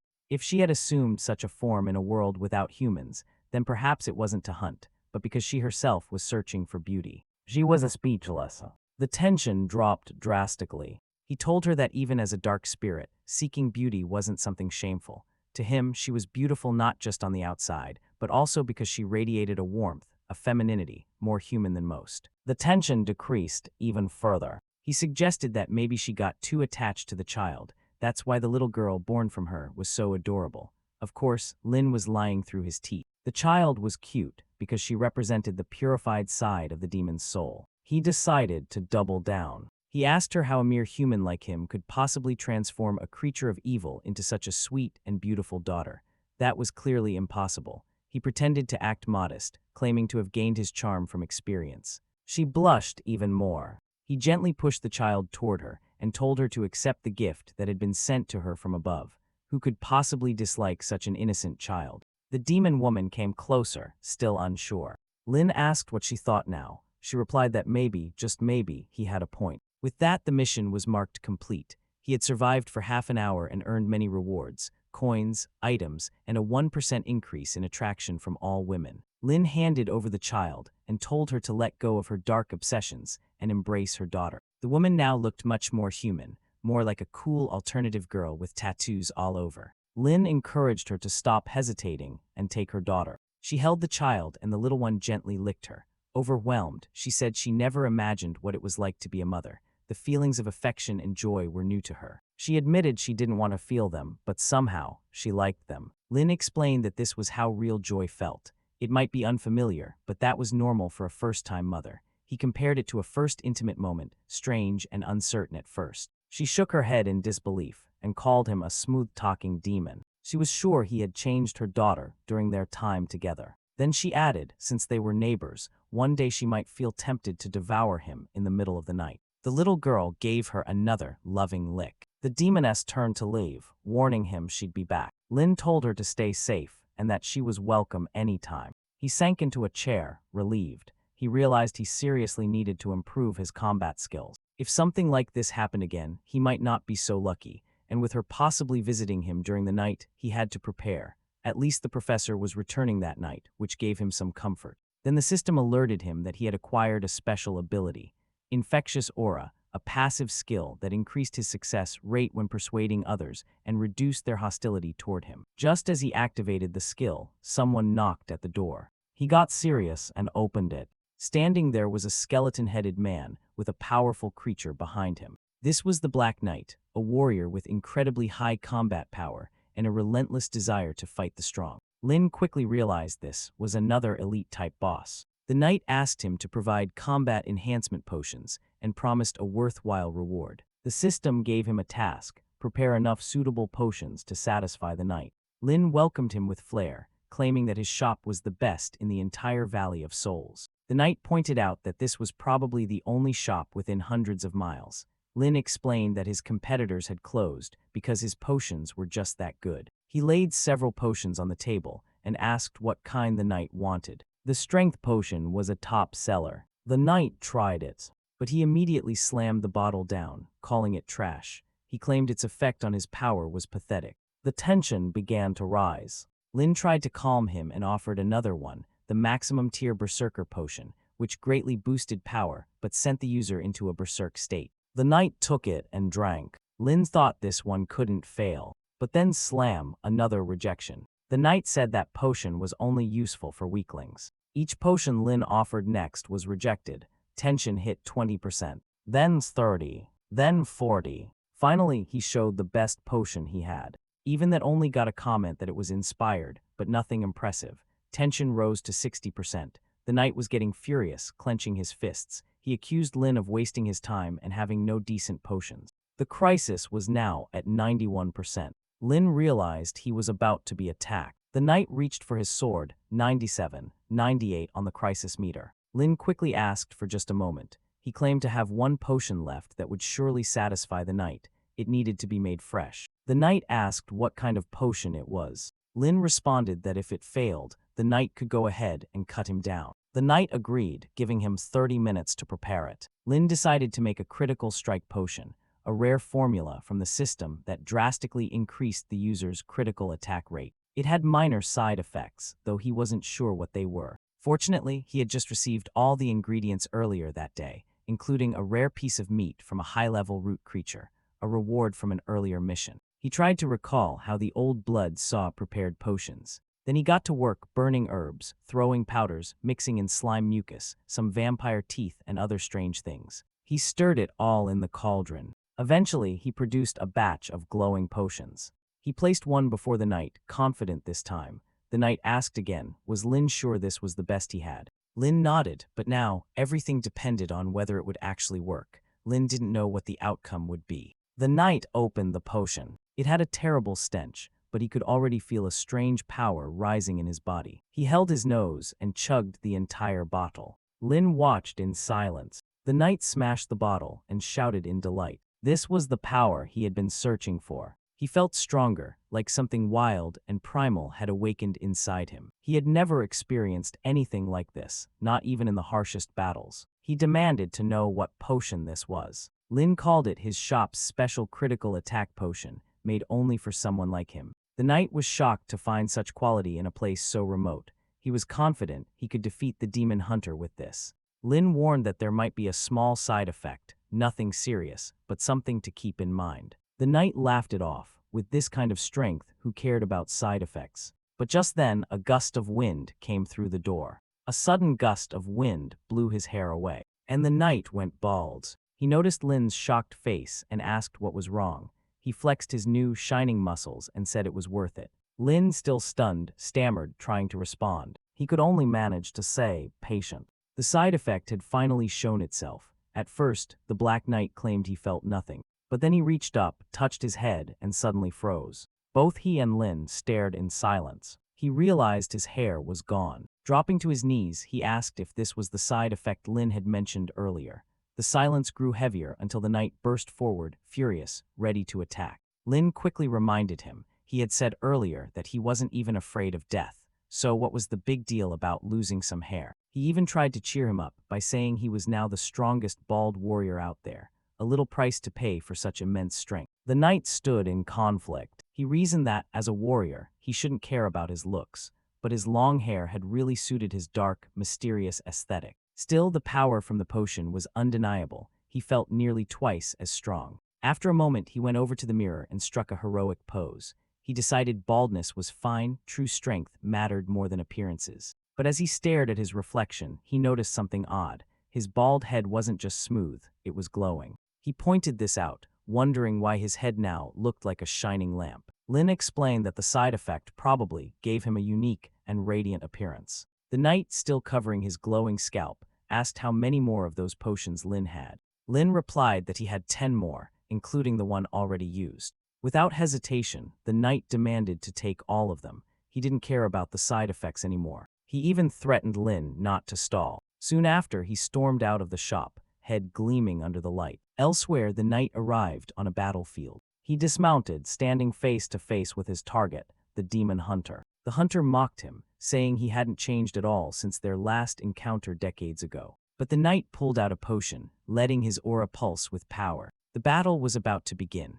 The Black Knight drew his sword and declared that only one of them would leave alive. The hunter remained confident. He believed nothing had changed since the last time. They were not equals then, and they weren't now. But when the knight drank the potion and his power surged, the hunter hesitated. A strange glow reflected off the knight's bald head. The hunter noticed the shine and even heard a shimmering sound. The light intensified. The hunter grew suspicious. He believed the knight had equipped some secret magical item, a blinding spell, a hidden energy bomb, maybe even a sacred mirror or crystal. He accused the knight of cheating. But the knight denied everything, shouting that the glow came from his own head, nothing more, nothing less. He declared that this was the small cost he had paid to defeat his rival. He had lost his hair, but gained unimaginable strength. Then he launched his attack, sword slicing through the air. According to the human who gave him the potion, his critical hits were now guaranteed. The hunter struggled to keep up. The glow from the knight's head was too bright. He could barely see the attacks coming, but managed to dodge at the last second, narrowly avoiding a direct hit. Back at the shop, someone knocked on the door. Lin opened it to find the demon hunter, badly injured and covered in wounds. Lin was surprised by how quickly he'd been defeated. The hunter collapsed into a chair and said he'd pay double, just heal him already. The system gave Lin a mission. The hunter began explaining what happened. He said he'd faced an old subordinate who had never come close to defeating him before, but this time, every strike had been a critical hit. Lin asked for confirmation. Had the hits really been that effective? The hunter confirmed it. He was sure it had something to do with the man's glowing bald head. He couldn't stop getting blinded by it. He believed the man had enchanted his scalp with some kind of holy blessing. Then he said something alarming. If he ever found out who gave the knight that potion, he would rip them to pieces. Lin panicked inside. It became obvious that the knight Lin had sold the potions to was the same one this man had fought. He had to stay calm. Thankfully, the hunter hadn't realized yet. Moments later, Lin announced the treatment was done. He offered healing potions at 200 coins each. Just then, the hunter spotted a familiar bottle on the table. He recognized it immediately. It looked exactly like what the bald knight had been drinking. He stared Lin down. Lin pretended not to understand, asking what bottle he was talking about. The hunter didn't buy it. He accused Lin of lying and said he clearly saw that same bottle. Lin played dumb again but finally admitted that yes, the knight had come to his shop and had been very generous. In fact, he claimed the knight paid 10,000 coins for his potions. The hunter was stunned. What kind of potion cost that much? That's when Lin launched his sales pitch. He introduced the incredible new critical hit potion, exclusive and effective, capable of defeating both monsters and market rivals. The hunter had no interest in his marketing. He just wanted to know why Lin was helping a dark creature like the knight. Lin defended himself. First, he didn't know the knight's target. Second, the man paid handsomely. Third, maybe instead of fighting back, the hunter should return the favor and buy a few potions himself. The hunter let go of Lin, releasing his grip on his collar. But he admitted he had no choice. He needed the same kind of power. Lin quickly named the price, 2,000 skull coins per potion. But because they were friends, he offered a 20% discount, 1,600 each. The hunter didn't look pleased. He pulled out his weapon and threatened to kill Lin and take everything. Lin pretended to be hurt. He reminded the hunter that they were of the same race and had a deep bond. It was because of that friendship that he offered the discount. He even grabbed the hunter's hand dramatically, acting like a victim. The hunter told him to stop the act. Eventually, the hunter gave in. He demanded the same potions the knight had received and added that money was no issue. Lin quickly gathered 10 critical potions, plus the healing tonic he had just used. He charged a total of 16,900 coins and suggested rounding it up to 17,000. The hunter paid and stormed off. Lin smiled, happy to complete another system mission. He had made a fortune, then he paused. If more people kept using this potion, everyone would go bald. He came up with a new plan: buy a critical damage potion and get a free hair transplant. A new business idea was born. Meanwhile, the bald knight was still on the hunt. He knew the hunter was nearby, badly injured, and not far from where they last fought. This was his best chance to climb the ranks of the dark world. He had waited hundreds of years for this moment. Just as he prepared to attack, he noticed something glowing behind him. Turning around, he was shocked. The hunter now had a massive bald head too, glowing just like his. The knight asked if it was really him. The hunter confirmed it. He had embraced baldness and increased his power. He said the knight wasn't the only one who could shine. The knight responded that his glow was stronger, raising his brightness to 300 lumens. The hunter countered by increasing his shine to an even higher frequency.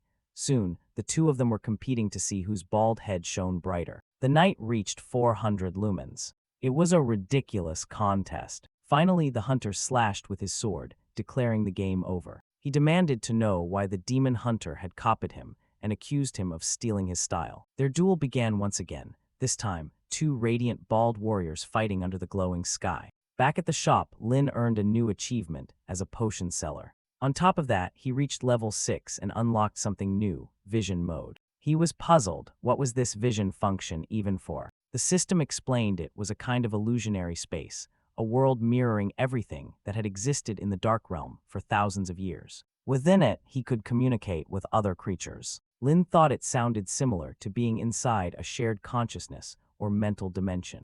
The system added that every time he entered, it would cost 500 skull coins. He winced at the price. It wasn't cheap, but he had made a lot of money that day, so he figured why not try it out. He activated the vision mode by clicking a small eye icon. In an instant, he was transported to a vast green void. Everything was still and eerie. He asked aloud if this was really the vision mode. The system confirmed it and added that this specific place was known as the 11th Abyss, zone number 900. In this region, a supreme being ruled, and no one was allowed to fight. Lin glanced toward a massive eye floating in the air. Was this the so-called supreme god watching everything? Out of curiosity, he asked the system if it had any connection to that being. The system firmly denied it, claiming there was no relation.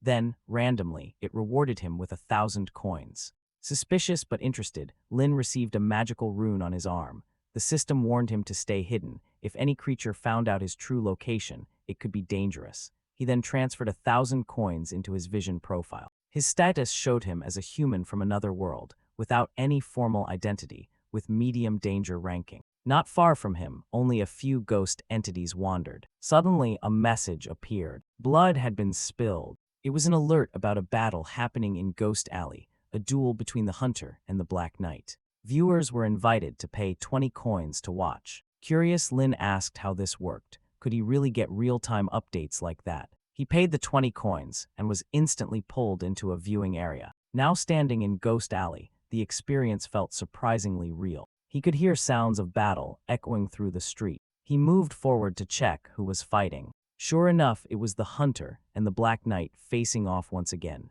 A system update confirmed their rankings. The Black Knight held position 171, while the hunter was at 143. There was even a live chat overlay. Viewers were commenting wildly, some cheering, others laughing.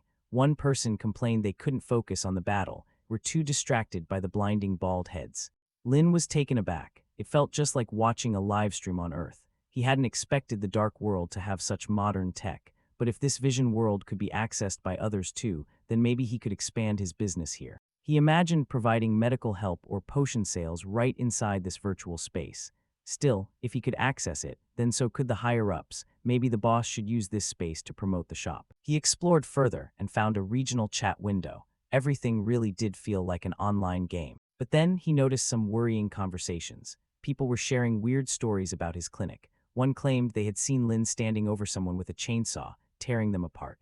Another mentioned how the doctor once shoved his hand down their throat just to pull out a doll's arm. Lin was horrified. Why was everyone badmouthing the shop? He scrolled through more and saw a post by the same ghost lady from before. It looked like she had uploaded something similar to a social media story. In her post, she warned that she saw Lin doing something weird with her daughter. She didn't say what, but clearly she didn't trust him. Lin panicked. Now she knew everything. He quickly exited the vision world and returned to reality. He rushed to shut the door before she could show up.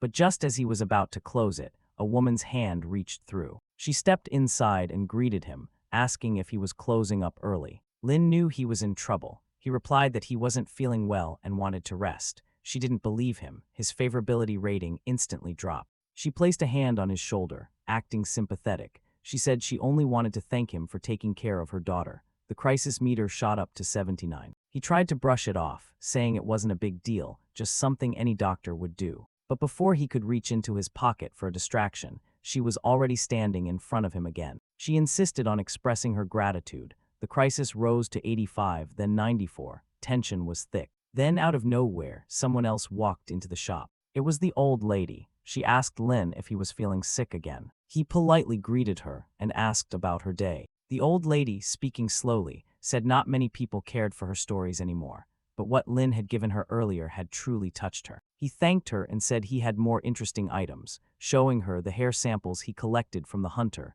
and the knight. She asked if he was the one who shaved the heads of those two bald men who had just been fighting.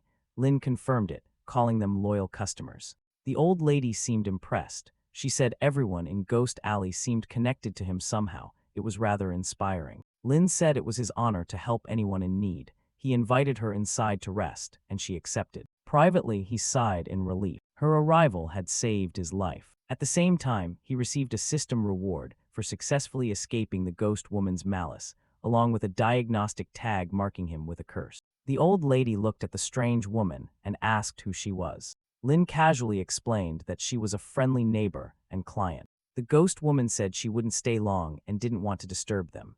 She mentioned she was preparing a special meal that evening and wanted him to come to her house, number 45. She made sure he understood the invite, using a seductive look to make her intentions clear. His mental stability plummeted. The system gave him two mission options: accept or refuse the invitation.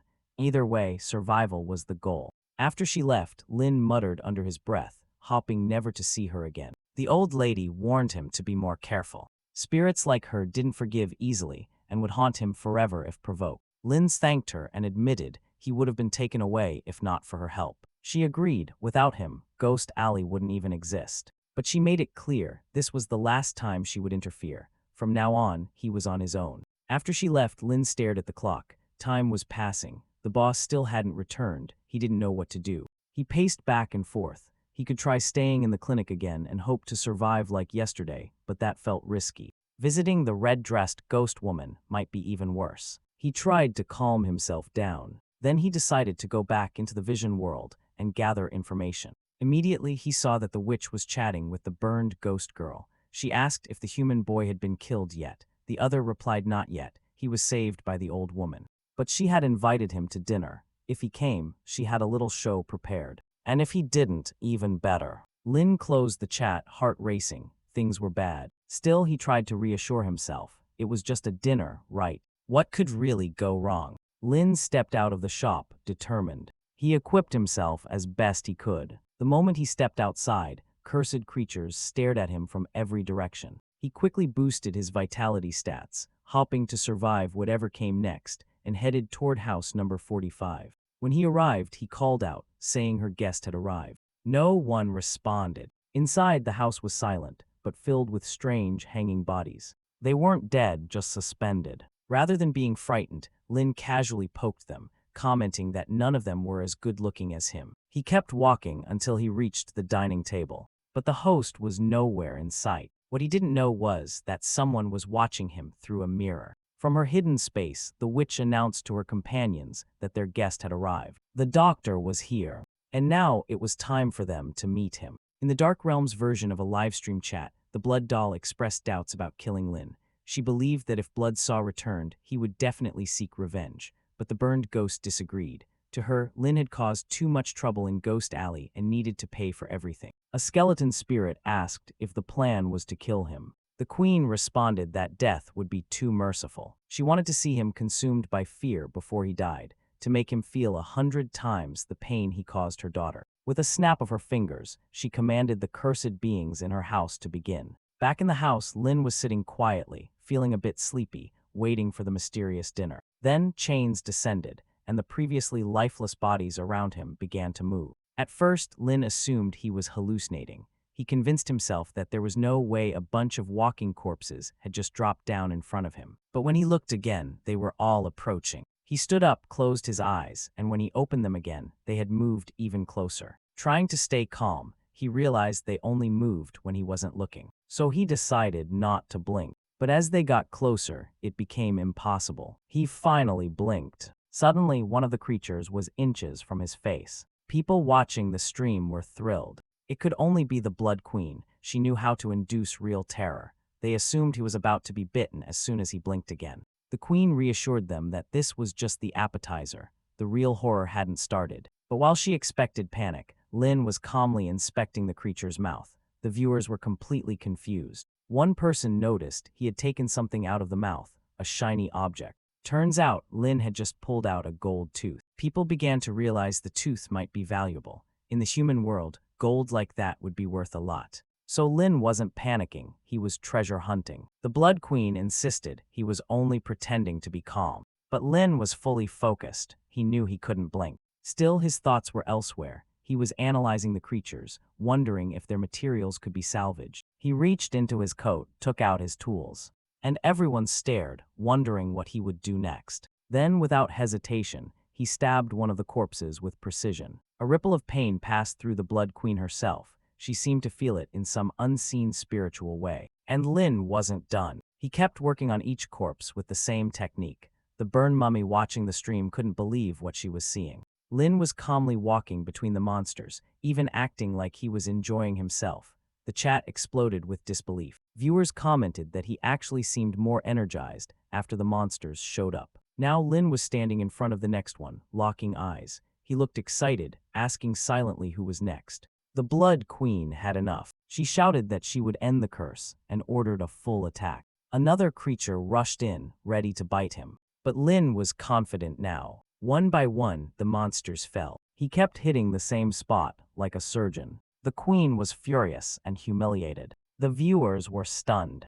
Lin looked like a hero. Some even said he was fearless. When he reached the front door, it looked like he was about to flee. But then a strange sound echoed. Familiar, too familiar. He wasn't running. He was preparing. He had pulled out the electric saw. Lin finished off the last of the mummies with the saw, but every strike drained his mental stability. His sanity was slipping. The livestream audience didn't know what to think anymore. The burned ghost commented that the queen would have to use crueler methods. This guy was even worse than his boss.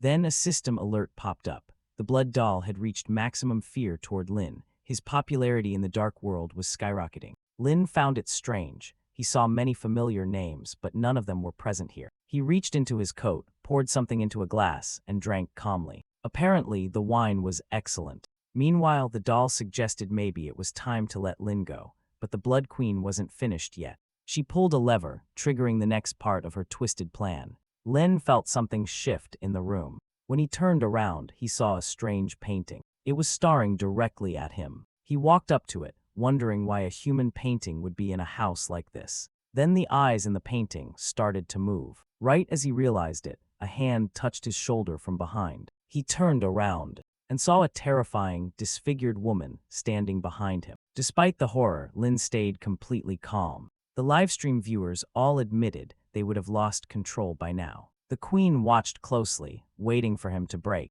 but Lin simply greeted the ghost calmly, telling her not to worry and even inviting her to share a meal. The ghost girl came up behind him to curse him, but Lin noticed in time and gave her a hard slap. Everyone watching froze. The ghost's head flew off. Lin picked it up gently, looked at it with care, and softly scolded her not to scare people like that. Then he told her to behave. The ghost couldn't understand how he was touching her. She was a spirit, a cursed entity. How was this possible? Lin explained that as a pharmacist and doctor, he had to work with spirits all the time. He He was constantly under the effects of special potions that allowed him to interact with cursed beings. Otherwise, how could he perform surgery? She seemed to accept it.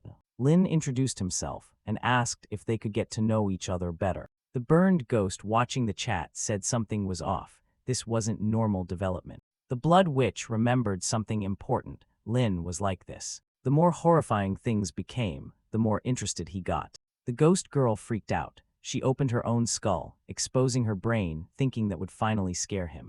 But Lin lined in with curiosity. He admired what he saw. She screamed and tried to escape. Lin ran after her and caught her before she could disappear into a wall. He calmly told her she wasn't scary at all, and if she wanted to know how to terrify someone properly, he could teach her. The ghost asked what he meant by that. Lin explained he would show her how to scare someone the right way. He took her hand and placed it on his chest, asking if she could feel the heartbeat. What she was holding, he said, was his heart. The watching ghosts gasped. His sanity dropped even more. He brought his face close to hers and continued teaching.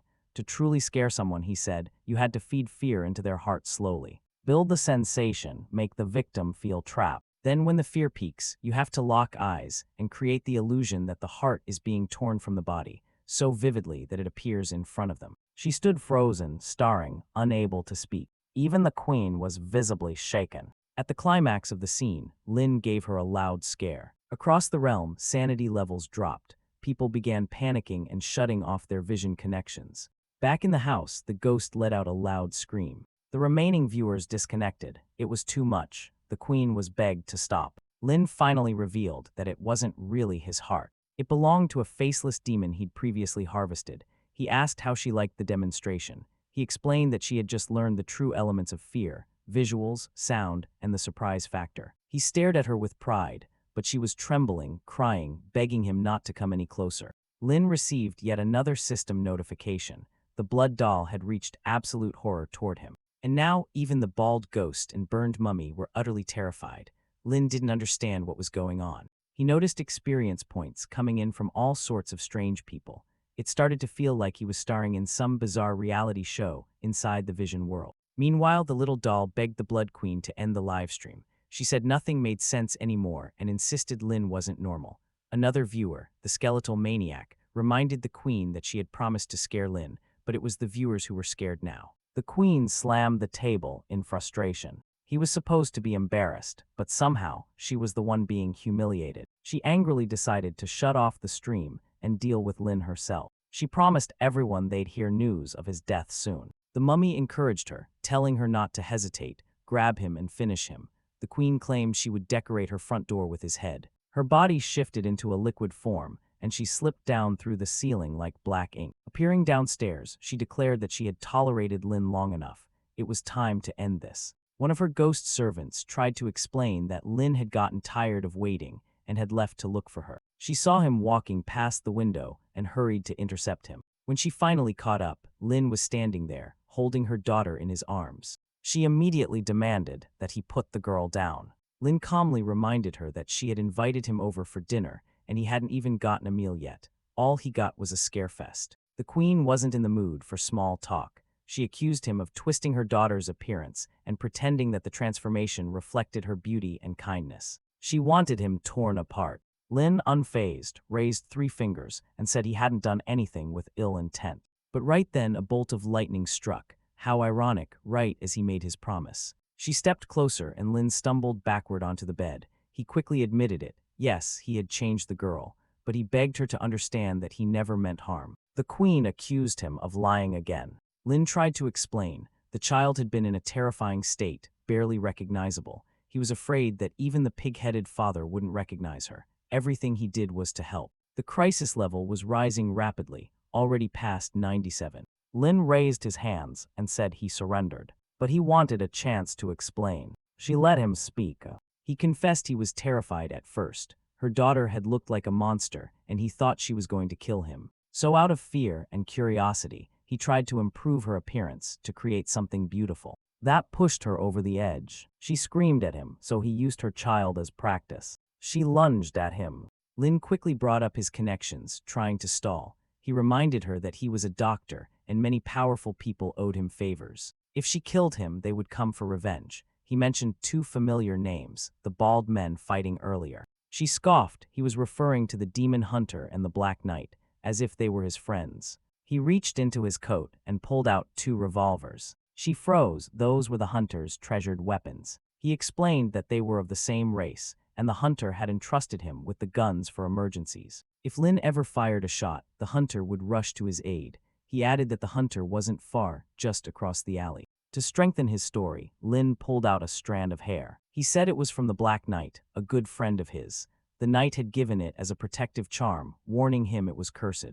If anyone tried to hurt Lin, the knight's chest hairs would react, and that meant trouble for the attacker. The queen started doubting herself. She had fought both men and knew how strong they were. Anyone who had shaved their heads and lived must truly have connections. But then she snapped again. She accused him of lying. How could two sworn enemies like the hunter and the knight both be his friends? Lin chuckled and hinted she didn't know the full story. He claimed that despite appearing to be rivals, the two were actually lovers, constantly fighting and falling back in love. Even as he spoke, the two bald warriors on opposite ends of the alley began sneezing, blaming each other for some kind of curse. Back in the room, Lin grew more confident. He reminded her that she didn't even know about his teacher, Bloodsaw, the legendary butcher of the underworld. He was the only apprentice. If she killed him, who knew what Bloodsaw would do? He added that the old woman from Ghost Alley treated him like her own grandchild. If anything happened to him, she wouldn't forgive it. The queen was growing overwhelmed. She wanted to kill him, but his web of connections made it complicated. Then Lin pulled out a small rock. He told her it was a shard from the tooth of an abyssal creature, the same kind that had devoured entire districts days ago. She remembered those monstrous mouths. Even high-level creatures ran from them. She was stunned. How did Lin survive such a thing, let alone harvest a part from it? Lin explained the truth. The abyssal creature, known as the head hunter, was his friend. He then told a story. Long ago, a powerful ruler rose in the dark world. With his vast army, he conquered empires, but arrogance blinded him. He attempted to enslave a root-level monster. That mistake ended everything. The creature wiped out his entire kingdom in one day. Nothing was left but bones. The fallen crown became a reminder, a warning throughout the Dark Realm. Never mess with a head hunter. The queen was now deeply shaken. She believed she could handle most beings, but a head hunter was on another level. She'd be hunted down and erased without a chance to escape. Lin stood calmly, reminding her that although he was weak, he had powerful friends. And as neighbors, there was no reason for conflict. They could help each other, support, protect, maybe even warm each other up. He gave her a charming smile, playing the innocent neighbor card once again. She sighed, that same smile again. It always disarmed her. She returned to her human form, saying she would let it slide, just this once. In the future, she might still kill him. But for now, she would tolerate him. Lin thanked her. He admitted that most of what he said in the morning was probably nonsense. But one thing wasn't a lie. She did have certain qualities that other spirits lacked. Blushing, she asked what he meant. He walked closer, complimenting the room. Despite the mess in the rest of the house, this room was neat and cozy. That alone showed her sense of care. She tried to act uninterested, saying it was just something casual she had done. But Lin pointed out the details, the chairs, the furniture, the carefully placed flower. No regular spirit would do this, and certainly not keep a non-toxic flower alive in a place like this. She blushed again, flustered. He began to increase strategic progress. Thanks for watching. Like, subscribe, and turn on the bell for more awesome stories. Lin arrived at the Red Witch's house. He remembered that she had once said she didn't like her daughter acting cute, so he asked why the girl was now wearing such a nice wool outfit.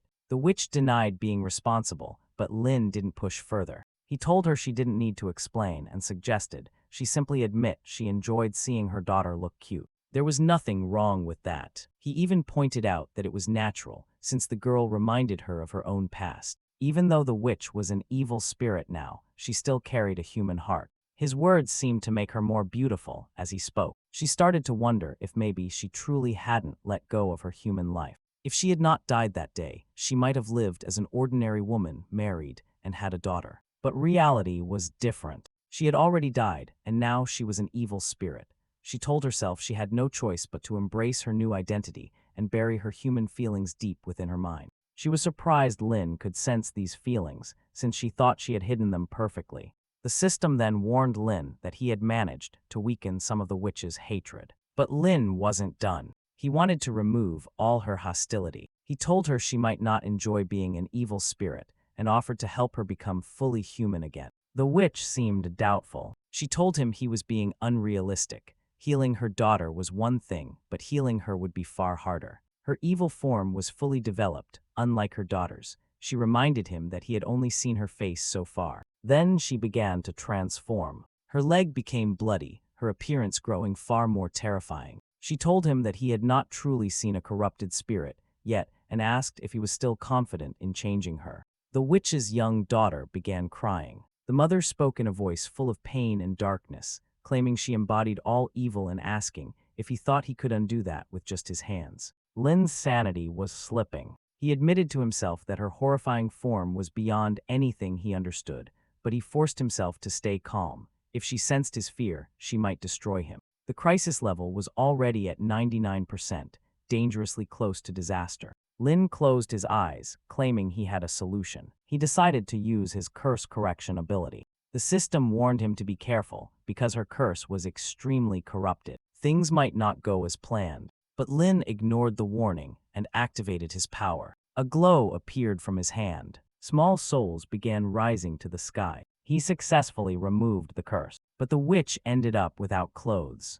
In his hand, he now held a crown. The system confirmed the curse had been removed and that his ability would recharge in 12 hours. In her new form, the witch seemed even more dangerous. Lin reminded her that he had told the truth. She was confused and asked how he managed to remove the curse. Lin answered confidently, saying he was a doctor and never abandoned a client. Her daughter cheered, while Lin secretly felt nervous. It seemed the witch might have become even less predictable without the curse. Later, Lin waited with the child for the mother to return from another room. He took a long time, and during that wait, the system rewarded him with something. When the witch finally returned, she apologized for making him wait. She now looked more dangerous and charming than before, saying it had taken her some time to change clothes. Lin blushed, wondering if she was even the same person. She apologized for her earlier actions. Lin told her it was fine, since they were neighbors now and should help each other. She admitted she didn't expect him to completely remove the curse like that. Her favorability toward him was rising rapidly. He warned her that the removal was temporary. In 24 hours, she would return to her original form. She was surprised, only 24 hours. Lin explained that if she visited him regularly, he could make the change permanent. She smiled and asked if she could come to his shop every day. Her favorability rose again. Lin agreed, even offering a 20% discount. He thought to himself that not only had he solved the crisis, but he had also gained a loyal customer. The witch, curious about the discount, asked if she even had to pay anything. Lin explained that removing the curse took a lot of energy, so there was a small fee. She asked for the price. Lin was confused, thinking she should have money given her power. But she admitted she rarely cared for money. What she usually wanted was to consume a person instead. She blushed, staring at Lin. Lin told her it was fine if she didn't have money. She could pay with other valuable things, like body parts, herbs, or curses. She stepped closer and asked if another kind of payment would be acceptable. Lin stepped back, blushing. She lowered the strap of her dress and leaned toward him with a playful look. He told her to respect herself. She teased him, reminding him that he had called her baby earlier, and asked why he wouldn't call her that again. Lin tried to stop her, insisting that his shop didn't accept that kind of payment. She challenged him, asking if he thought she wasn't worth enough. Lin felt overwhelmed. She was far more experienced than he was, over 100 years older. He was just a teenager, unsure how to handle the situation. He thought to himself that accepting her offer might earn money, but it would also drain his energy. When she moved even closer, he pushed her away. The witch asked if he had ever been close to someone before. He stayed silent. She asked if he had ever even kissed or held hands with anyone. The system noted that he felt deeply embarrassed. She then promised to teach him step by step, like a teacher. The scene shifted, and somehow he ended up sitting on the bed. The system congratulated him for gaining the achievement of a first-time experience, saying he had successfully tamed the blonde monster. Her favorability toward him increased by 50 points, and he earned 400 experience points. She finished getting dressed, saying she would return the next night. She promised to take care of him in exchange for his care. She added that each time he removed her curse, she would teach him a new powerful technique. Lin left quickly, completing the mission and receiving a blood demon cloak. The blood demon cloak allowed him to become like an evil spirit, completely invisible and untouchable. But there was a drawback. While using it, he couldn't attack anyone. Lin cursed the system. He complained that completing the mission had turned him into a pervert, spreading fear everywhere, and even accepting payment from a woman with her body. Not only had he been put in danger, but he had also been seduced. He thought to himself that he was lucky he had put so many points into resistance. Without that, he wouldn't have survived her overwhelming charm. He decided he would continue putting points into Constitution. He prepared for her next visit, but then noticed something strange. It had been 3 days, and the professor hadn't returned. He wondered if something had happened. Using 500 coins, he entered the vision world to check the chat. There, the blood doll was asking the queen how things had gone with the human apprentice of Bloodsaw and how his death had been. The queen replied that he had received his punishment. The doll asked if he had suffered, and the queen said yes. He had been strong, but after being struck several times, he was defeated. The burnt mummy asked what she meant by calling him strong. The queen said everything went fine, she had consumed him, though in a different way than expected. Lin realized she was openly telling everyone, and even worse, she was doing it in a public chat where the whole city could see. He decided to ignore it and focus on his work. He checked the regional channel, but found no information about the professor. Then he went to the global channel, hopping for clues. Since there was nothing there, he created a post asking if anyone had seen the Chainsaw Maniac. But posting cost 1,000 coins. He thought the system was a lot like a video game from Earth. Maybe the person controlling this world was human as well. At that moment, a pentagram appeared. Someone was trying to contact him. In the territory world, Lin came across a strange gargoyle. This place acted as a bridge between dark worlds and other worlds, but to use it, a sacrifice was required. Lin became excited at the thought that maybe, with the right sacrifice, he could return to his own world. But when he tried to use it, the system informed him that he did not have enough permissions. He realized he would have to increase his level before unlocking this feature. Even so, he now had access to the trading area and decided to look around. There were many shops, some sold spells, powers, and weapons. One shop with a skull sign sold high-level items for humans. Another sold organs and limbs for connecting to other beings. There was even a shop offering companions who could keep someone awake all night. The whole place reminded Lin of a video game, and he wondered if the creator of this world had been a child addicted to the internet. The system explained that he could teleport to any shop instantly, and that opening his own shop would cost 10,000 gold coins. He decided to create a store called Blood Chains Pharmacy. But when he tried, the system told him the name was already taken. Confused, he teleported to check and appeared in front of a large door. His teacher already had a store here. He tried to enter, but the shop required a password. Since Lin didn't know the password, he guessed based on what the professor liked. He tried phrases about age, students, and affection, but none worked until he tried one about love. To his surprise, that opened the door. Inside, the shop looked almost exactly like their store in the real world, though it needed some maintenance. The system told him that entering or leaving the shop cost 500 skull coins. Lin was shocked at how expensive it was and wondered where the teacher had been getting so much money. He checked the shop's balance and found 4,000 coins saved. Curious, he looked at the sales history and saw that the professor had been selling many monster organs and body parts. Lin remembered the time the professor came back carrying a bag. He must have taken the materials to the operating room, extracted everything valuable, and then sold it here. The shop in the underworld seemed to be a cover for where his real earnings came from. Lin was impressed. Judging by the names of the creatures, they were powerful enemies, and the professor had defeated many of them. Then Lin noticed a message left days ago. It was from an old friend of the professor, inviting him to explore something called the Hanging Tower. It also mentioned that the professor had been part of the Demon Association for 10 years. Lin thought this might be the professor's last known location. Since the professor was already connected to the association, Lin assumed it shouldn't cause trouble. This seemed like a good opportunity. While he was in this world, he could make money and help the shop at the same time. He went to the back. Then he started producing more of his special critical attack potions, the ones that also caused baldness. With the potions ready, he prepared to market the store. To advertise, he spent another 1,000 coins to create a huge billboard for the shop. On it, he announced that the critical potion was available for only 3,000 coins and could finish off any enemy. He stood by the door, expecting crowds to arrive. But no one came. He told himself that customers would show up soon and decided to spend more on marketing. Still, the shop stayed empty. He had already spent 5,000 coins and no customers had appeared. Frustrated, he decided to change tactics. He hired a succubus to demonstrate the potion's effect, showing that it could make someone strong enough to endure her full energy. As a final touch, Lin created fake customer profiles to post glowing reviews, claiming the potion was the best they had ever used, making them unbeatable.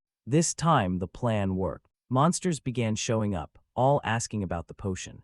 Some even said they needed it to impress a partner or win someone back. Lin was puzzled at how effective his marketing had been, but he decided not to question success. It was time to start making money. When Lin went outside, there was a crowd waiting. One woman asked another why she wanted the potion, saying her husband couldn't even handle her now. Lin addressed the crowd, saying there were many customers but only 30 bottles of the potion. He asked what they should do. The wealthier buyers immediately started bidding. One offered 4,000 coins for a single bottle.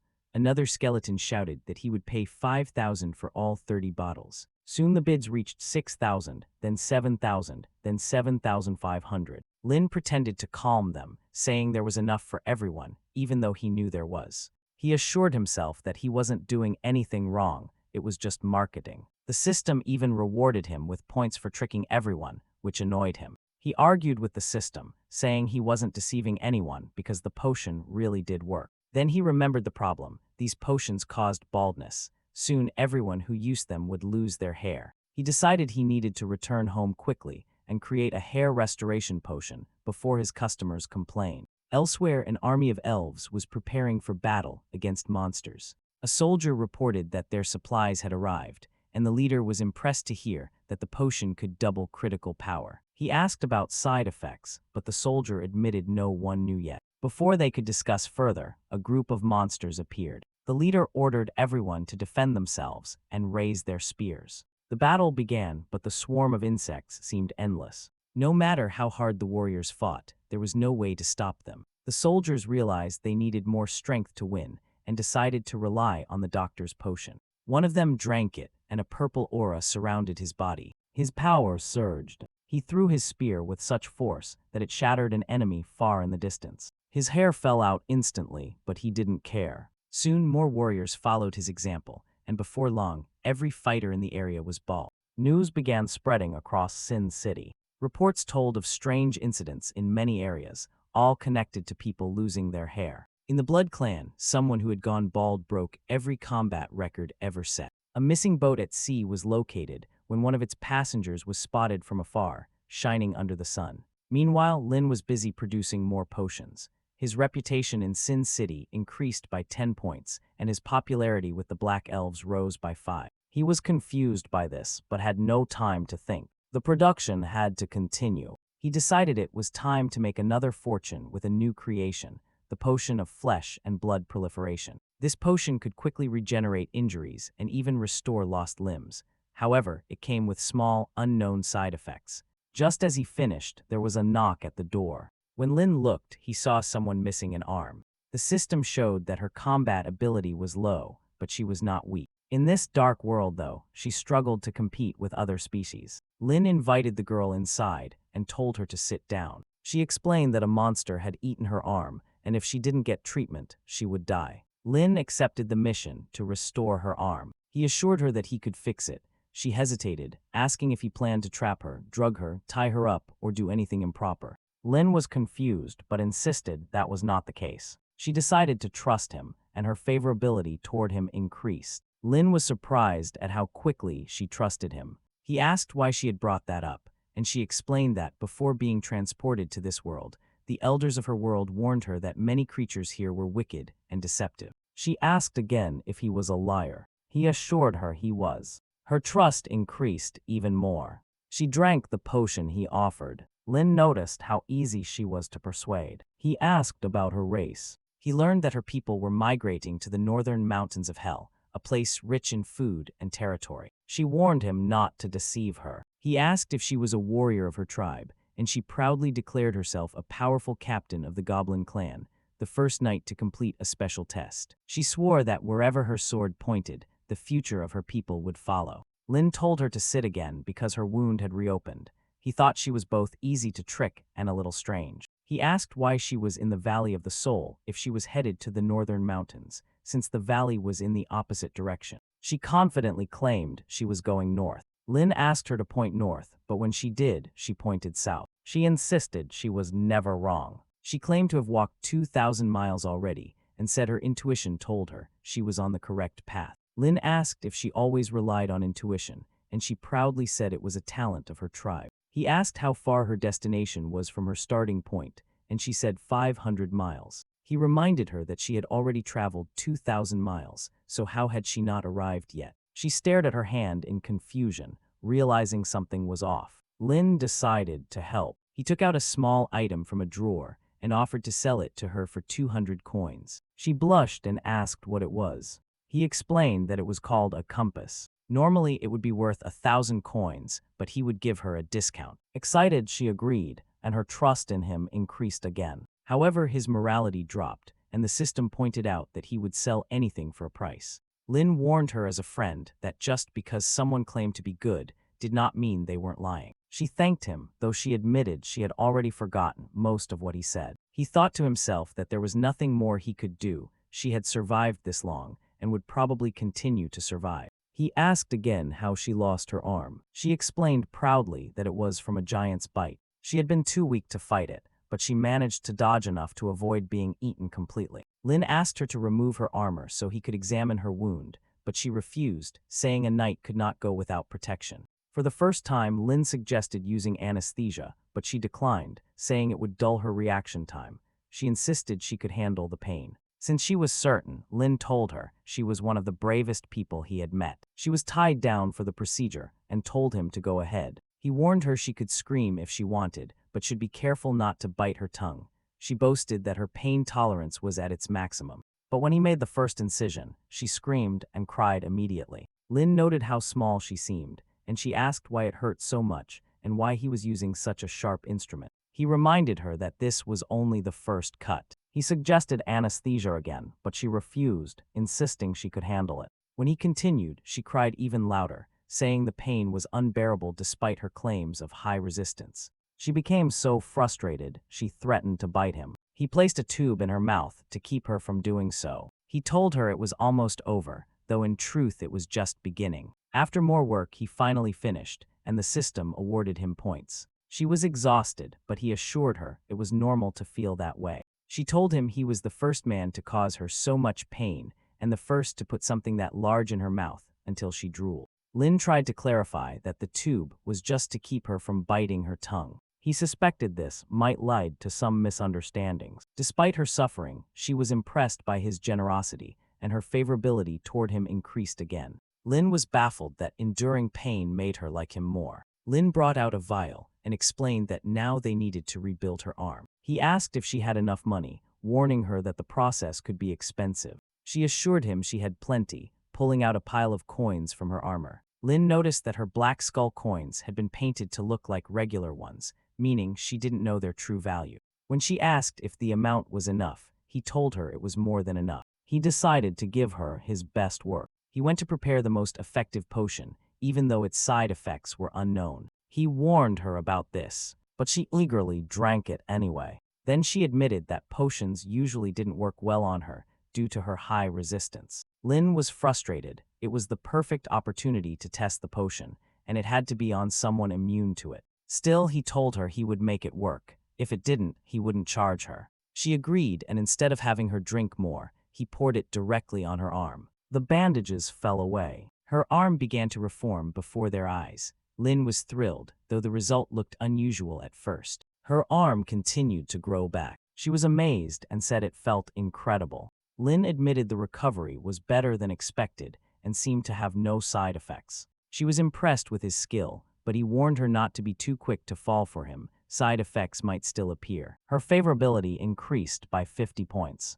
He asked what she felt when taking the potion. She said she felt numb at first, then strangely comfortable, and also that something unusual had grown. Confused, Lin asked what she meant. A large tail suddenly emerged from her back. His sanity wavered as the slimy tail moved toward her face. She innocently thought he was teasing her, saying he shouldn't act so casually. Her favorability increased again. Lin told her to open her eyes and look. When she did, she was confused to see the tail right in front of her. Her sanity dropped sharply, and she collapsed to the ground in shock, shouting in confusion about the tentacle growing from her body. Lin told her to calm down, promising he would help, but her panic only grew worse. She insisted the thing was moving inside her, sliding deeper into a strange and tight place. Lin pulled it to check and realized it was coming from her shoulder. He cut it off, but the tentacle still followed her movements. He smashed it completely. She looked at him, asking why a tentacle had grown from her shoulder. Lin assured her it was just a minor side effect and nothing serious. She became suspicious, asking what kind of potion he had given her. She didn't mind growing tentacles, but she was worried something stranger might grow. She pointed out that this didn't seem like a restoration potion at all. It seemed more like a mutation potion. Lin brushed it off with a saying about how the rich depend on technology, while the poor depend on mutation. He told her to focus on her arm, which was growing well. If she used more medicine, it would recover completely. She hesitantly asked if he was certain, worrying that the tentacle might come back. Lin promised to cut it off again if it did. She agreed, wanting her arm fully restored. He applied more of the potion, and another large tentacle appeared. This time it looked more like a tail. He cut it off immediately. But even more tentacles began emerging from beneath her armor. Wings began sprouting from her back. Excited, she begged him not to cut the wings, but he had already removed them. She complained that she had told him not to cut those.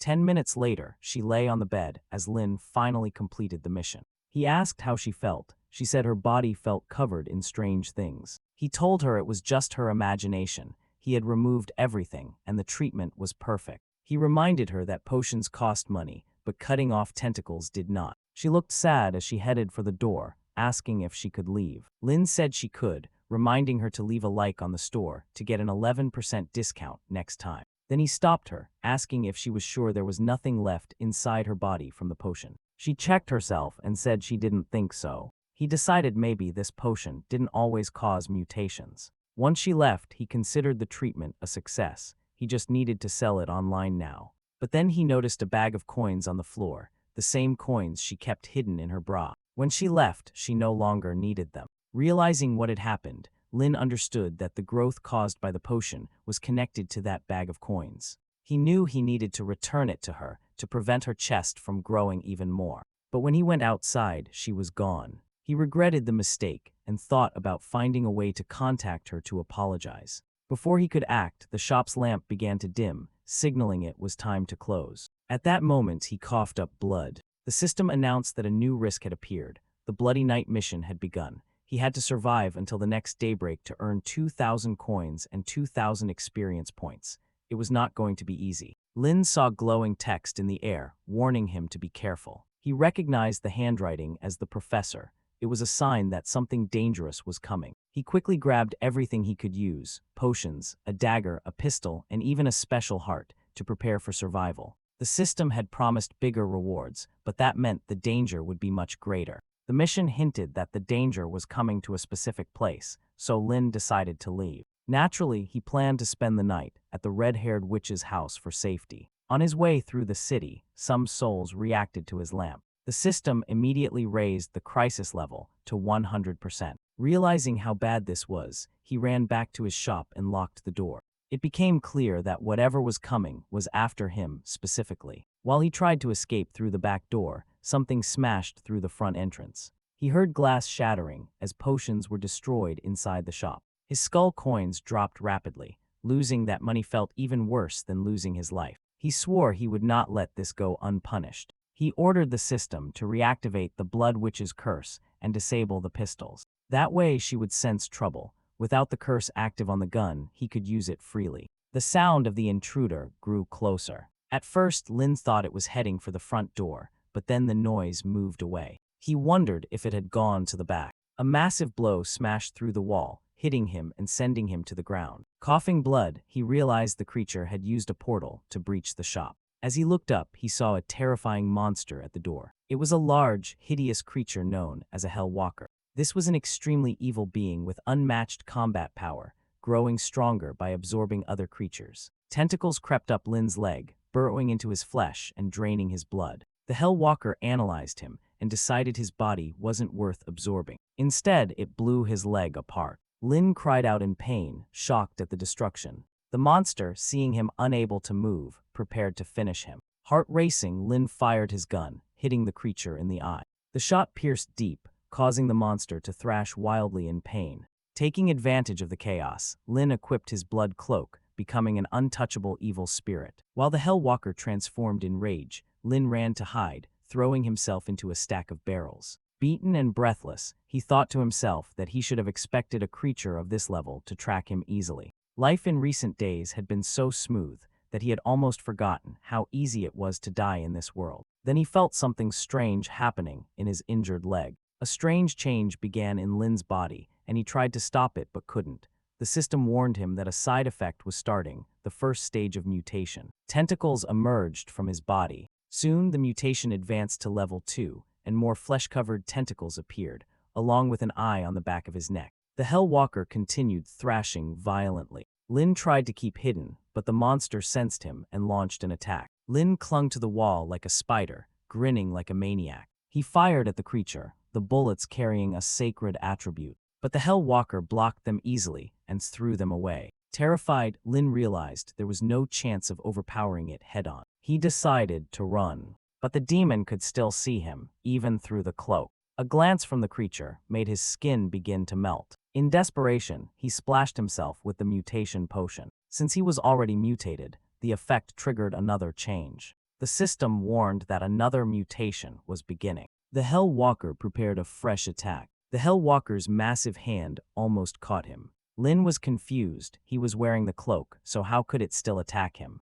But the strikes kept coming. He dodged, running again, covering himself in more potion. Strange eyes grew on his body, eyes capable of seeing ghost energy. He realized the creature's attacks were spiritual in nature. That was why it could still hit him. He looked around and saw dozens of eyes, all glowing with spiritual power, tracking him. The cloak wasn't helping. He was still visible, but unable to land any hits of his own. He jumped down into the store, threw the cloak aside, and grabbed every potion he could. But the spiritual hand was already closing in. Lin hurled an anti-spirit potion at it, just as the claw reached for him. The anti-spirit potion burned through the monstrous hand. Lin grinned as the Hellwalker tried to pull back. But then the creature grabbed his spine. Lin realized something. Was this the same monster that had bitten the goblin captain's arm? As he looked closer, he noticed the Hellwalker's body was fully restored. That likely meant it was resistant to potions as well. He was trapped, he couldn't hide, couldn't escape, and couldn't kill the monster.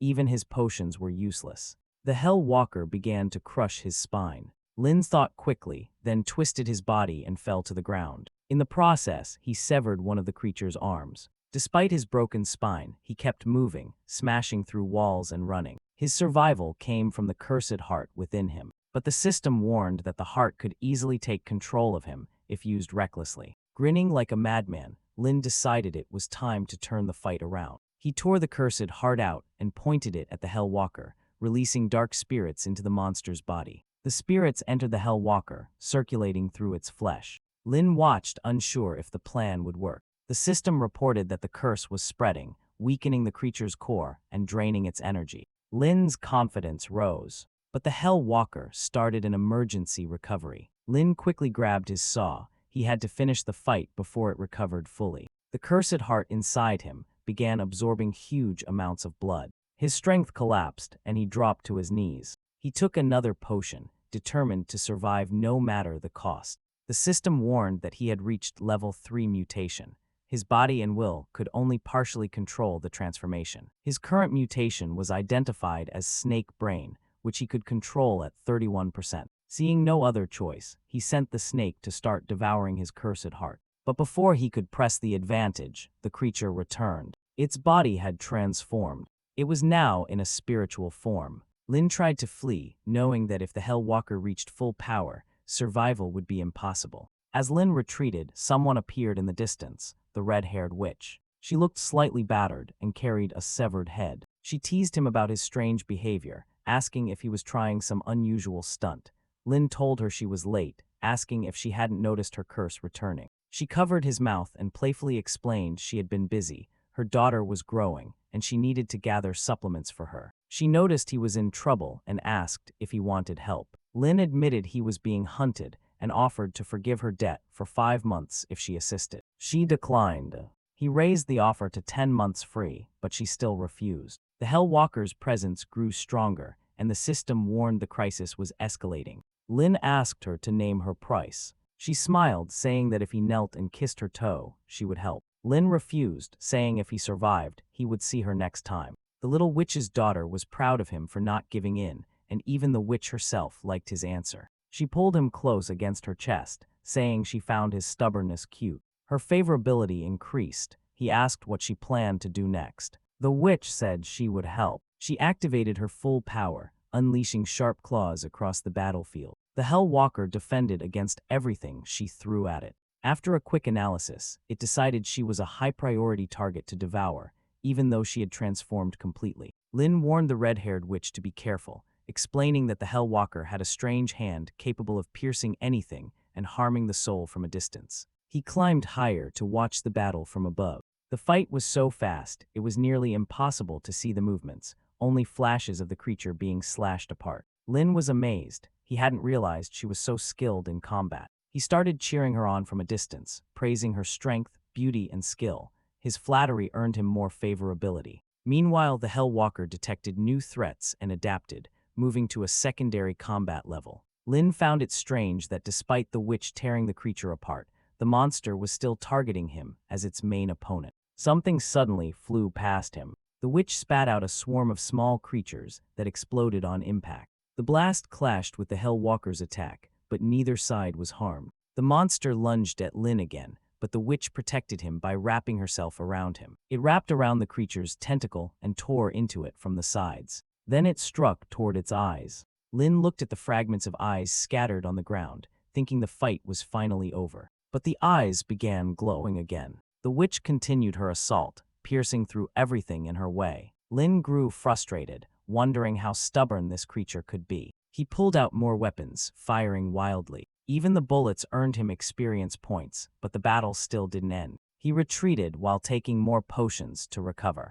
A massive claw slashed at him, forcing him to use his tentacles for defense. The little creature in his arms tried to bite the Hellwalker, but the attack failed. The witch launched another strike, finally finding a small demon hiding deep within the Hellwalker's eye. She realized that if she killed this demon, the Hellwalker would lose control. But the eye opened just in time, releasing a shock that electrocuted her. The creature's systems completed a second-stage analysis and began new countermeasures. Despite the danger, the witch prepared to attack again. She extended her neck upward for another strike, but was caught halfway. Lin and the smaller witch watched in alarm. A moment later, a tentacle with the red-haired witch's face fell beside them. Lin asked what had happened. She explained that the Hellwalker had analyzed her combat power, adapted to it, and was now devouring and assimilating her abilities. Lin tried to free her, but it was impossible. The Hellwalker was already using her stolen powers, and the crisis level, which had dropped because of her help, shot back up to 99%. The Hellwalker's eye locked onto Lin and leapt at him. He used his mutation to defend himself. He counterattacked, but the creature dodged. He stepped aside, coughing blood. After all the mutations he had endured, a little blood was nothing, but he was in serious trouble. He hadn't expected the Blood Witch to lose, and now he was out of options. He stood frozen, desperately trying to think of a solution. In a rush, he turned and headed to the cellar door, breathing heavily. He remembered there was still his teacher's pet. That creature might be able to help. With a loud bang, he threw open the cellar door, releasing a wave of foul stench. He called out, knowing the creature was pretending to be dead. It hated him, hated the expired potions he always fed it, but now the situation was dire. His teacher was in danger. The monster had targeted the Bloodsoul apothecary, and if he died, the creature would not escape either. He shouted again, hurling several stones into the darkness below. A threatening hiss echoed from deep within the cellar. With a rush of air, a massive, winding shape burst from the cellar, casting a shadow over Lin. It was little baby, a mysterious, lawful evil creature. A tongue, hidden in the Bloodsoul apothecary for years, hiding expired potions and the boy who had fed them.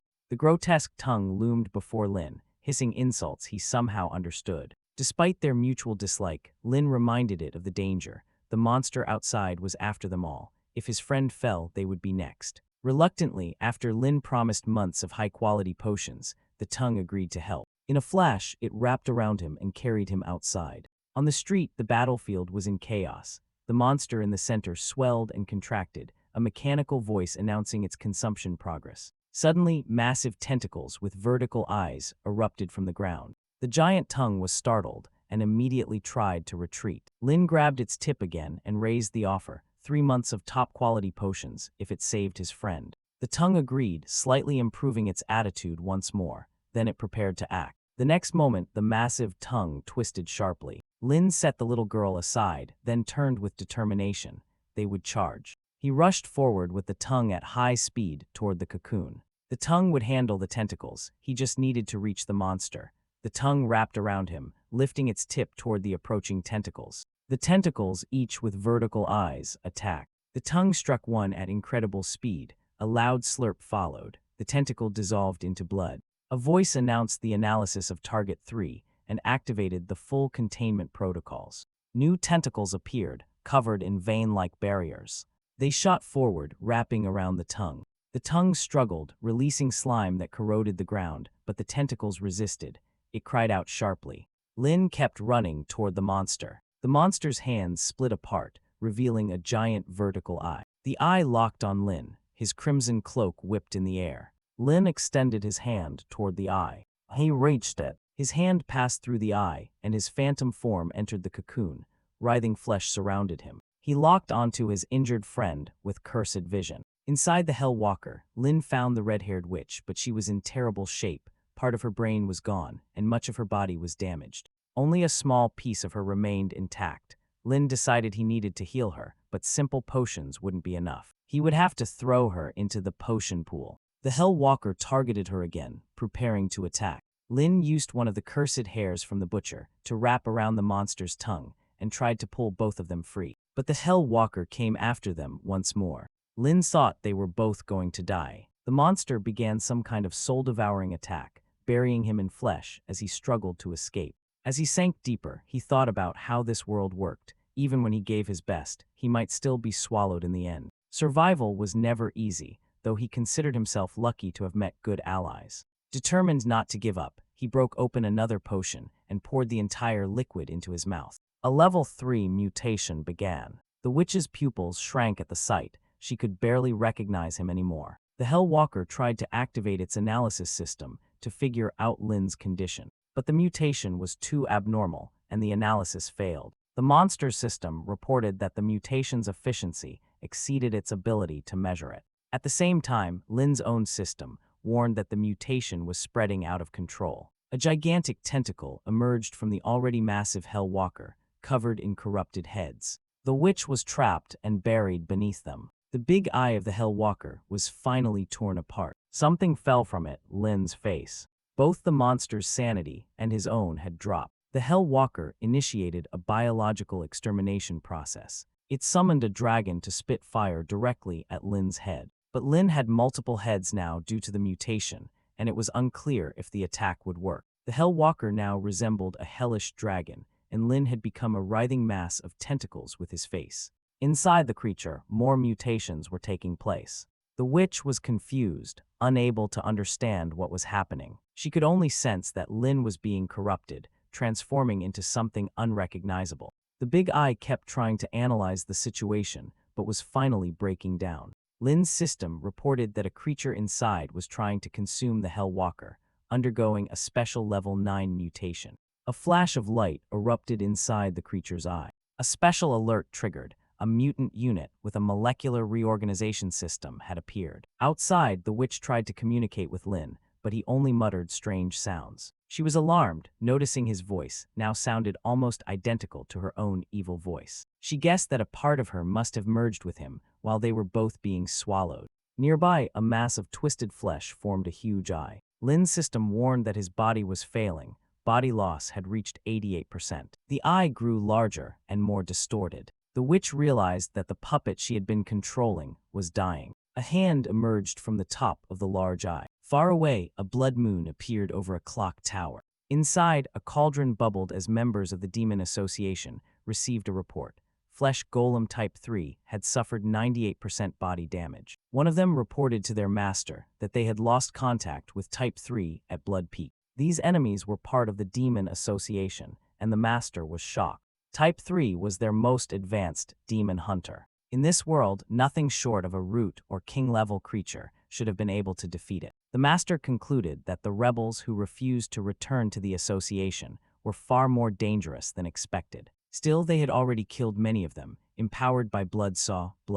The master ordered them to locate Type 3's coordinates and send a predator. The witch managed to pull Lin out of the mass of flesh. Strangely, he looked clean and unharmed for someone who had been inside a creature. She thought it was unusual, but decided his rest was more important for now. However, a demonic tongue extended from his hand, evidence of lingering corruption. The system reported that Lin had completed an extremely difficult mission and reached level 10. Now he could begin a class change. Sometime later, he woke in a ruined bed, immediately recognizing it as the red-haired witch's bed. He wondered why he was there and if he had been swallowed by the creature. The witch appeared, relieved to see him awake. She confirmed she had survived too. She rushed to check on his condition, asking how he felt and whether anything was wrong. Lin stopped her, asking for an explanation. She told him 2 days had passed since the fight, but she would explain everything later. He asked if the Hellwalker was dead and whether all the evil energy had left its body. She gave him a seductive smile and said yes, thinking that someone strong enough to kill such a powerful enemy was special. She admitted she was growing more interested in him. Lin suspected the intense mutation might have pushed his body into an unconscious state. The mutation had been so strong, it destroyed the Hellwalker from the inside. The questions now were, how had his body returned to normal? Where did the creature come from? And why was it so focused on killing him? He asked where the body was, and she said it was behind the house. She had waited there, thinking it might hold secrets. Lin immediately wanted to examine it, hopping for a clue about his professor's fate. The remains of the Hellwalker were outside. Lin looked at them and asked if he had truly killed it. The witch confirmed he had, but reminded him the creature had been completely mutated, enough to scare even her. Lin suspected that if it was true, then the mutation's power was still inside his own body. The witch commented that there seemed to be something wrong with him, too much demonic energy in his shadow. The system informed him that he was locked at level 10 until he chose a new class. Lin asked the system to explain his mutation status, but instead it gave him a mission. By midday, he had to discover what had happened to his body and control the curse, or it would become irreversible. Frustrated, Lin complained that he wanted answers, not more missions. The system politely told him it was only delivering objectives. Lin apologized to the witch, saying he had urgent matters to deal with. He ran off. Then he returned briefly to grab the monster's body. After that, he left for home. Once home, he went to Sarah's library, remembering that he had books about mutations. After reading, he learned 4 important things. First, his body's mutation was still in its incubation stage. It wasn't complete. Second, the mutation acted independently of him. Third, it wasn't actually him who had killed the Hellwalker. It was the mutation. Fourth, he only woke from his coma because of the system.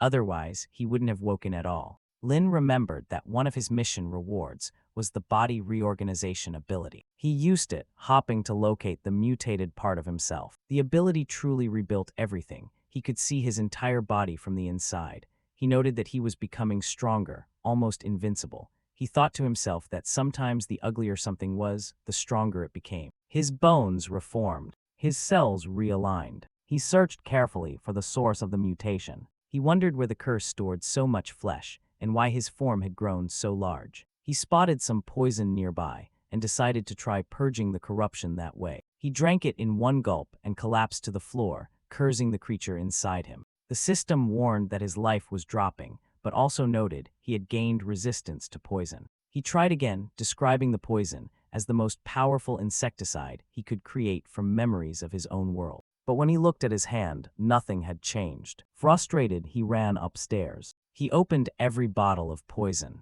He dumped them all inside himself. The system warned he had sustained multiple injuries and that his skin was melting. He shouted that pain meant nothing to him, determined to make the mutation suffer. He began brewing something dangerous in a jar, a plague potion, and another that would weaken his defenses. His plan was simple: weaken himself, then drink the demon's poison. A sip of wine, a sip of poison. The system announced he was fully poisoned and that his life was dropping quickly. He had 20 minutes left to live. He took a healing potion, then another poison. His goal was to throw his body into chaos, forcing the mutation into distress. The system warned he had 15 minutes left. He pushed on, convinced that if this was a battle of endurance, he wouldn't lose. 20 minutes later, nothing had happened. He drank more poison. When nothing changed again, he grew more frustrated. He threw his materials down and started brewing an even worse concoction. The cauldron boiled, and inside it, shapes that looked like heads floated. He didn't hesitate, his expression twisted with madness as he consumed more of it. He called out for the mutation to appear. Something strange happened. The system marked it with a question mark, saying the mutation was afraid of him. Lin looked at his hand. A small form started to emerge. The system noted that the mutation's fear increased by 10. When the mutation tried to retreat back into his body,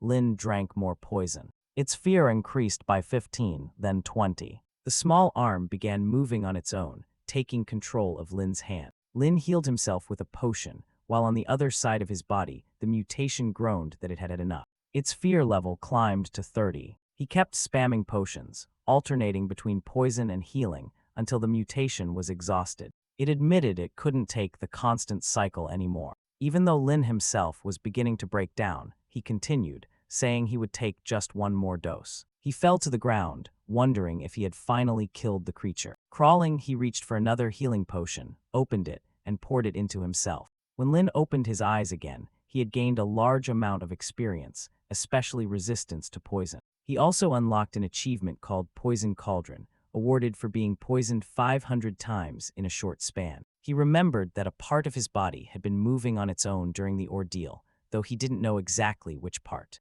The small hand spoke up, saying it was relieved to be alive. The system identified the creature, a mutation born inside a human, created from a combination of a golem, a faceless demon's heart, fragments of an evil spirit, parts of a witch, and remains of a human. Len stared in disbelief. The mutation truly contained everything. He reached for more poison, but the small hand shouted for him to stop. Lin realized the reason he could no longer drink poison was because the larger mutation was fighting to overpower him. The mutation mocked him, saying a weak human should be controlled, not the other way around. The two struggled. Lin punched the small hand, but hitting it caused damage to himself. The hand tried to lick him, so he bit its tongue. He ran with it into the operating room, trying to restrain it. He raised a blade over the hand, but the mutation managed to block the strike with a smaller blade of its own. Lin told it he just wanted to give it a cut so he could place it in medicine and transform it into something useful. The fight continued, blade against blade, until Lin dropped his weapon. The hand took the chance to strike his thigh, but Lin managed to hold on. He noticed a potion nearby, one of the strongest kinds, and reached for it. The mutation taunted him, saying he would never get the chance to drink it. Lin activated his flesh cataclysm ability, creating a twisted hand that pulled the potion back and poured it onto the mutation. The small hand weakened, and Lin breathed a sigh of relief. But the potion's poison was stronger than he had expected. The system warned he was mildly poisoned, then heavily poisoned, then severely poisoned. Lin began vomiting violently, while the mutation laughed that even poisoning it would not be enough. The creature from the basement stirred when something fell, remnants of the devil's poison. It tasted it and seemed to enjoy it. Meanwhile, Lin was still vomiting from the effects of his own experiments. Even the basement creature seemed irritated, wondering if Lin was trying to poison it on purpose. The devil's hand took the opportunity to recover its strength, promising that once it was finished vomiting, it would kill Lin. Lin collapsed to the ground, suggesting they call a truce. He said that after a short break, he would cut the hand off. The devil's hand agreed for now, saying it wasn't feeling hungry. Lin proposed they live in peace. The hand agreed, even making a pinky promise. Lin reasoned that there was no point in fighting constantly. They were both losing out. Having two consciences in one body, he said, could work fine if they cooperated. But within moments, they were trying to kill each other again. Despite the ongoing fight, Lin returned to the shop. He muttered that if there wasn't a customer to deal with, he would cut the hand off right away. There was a knock at the door. When he opened it, he found a muscular goat-headed creature from the alien race. It was level 69, with powerful close combat abilities. Lin greeted the visitor, explaining that he was in charge of the pharmacy while the boss was away. The goat looked uneasy. Lin's intense stare and the sound of knives banging together didn't help. The goat explained that he was a traveler from a distant land who was feeling unwell. He had passed by the shop and wanted to see if the doctor could examine him. Lin assured him he was the perfect person for the job. he could cure anything without medicine. The devil's hand tried to attack again, and Lin snapped at it to stop, reminding it there was a customer. The goat looked confused, sensing something strange, and decided maybe it wasn't a good time. He started to leave, but Lin insisted he come inside. The goat hesitated, glancing at the destruction inside the shop. It looked like a battlefield. Lin claimed it was just renovations, joking that there hadn't been any life-or-death fights there. The goat saw deep cuts in the furniture and grew more suspicious. Lin, meanwhile, was in the back, sharpening a blade. Feeling uneasy, the goat said he had to step outside to re-enter with his right foot for good luck. Lin questioned him, asking if he planned to leave. The goat nervously replied that the customer is always right. But Lin muttered that if the goat left, he would have to be cut down. The goat's panic grew. If he stayed, Lin might cut him. If he left, Lin might also cut him. His sanity dropped.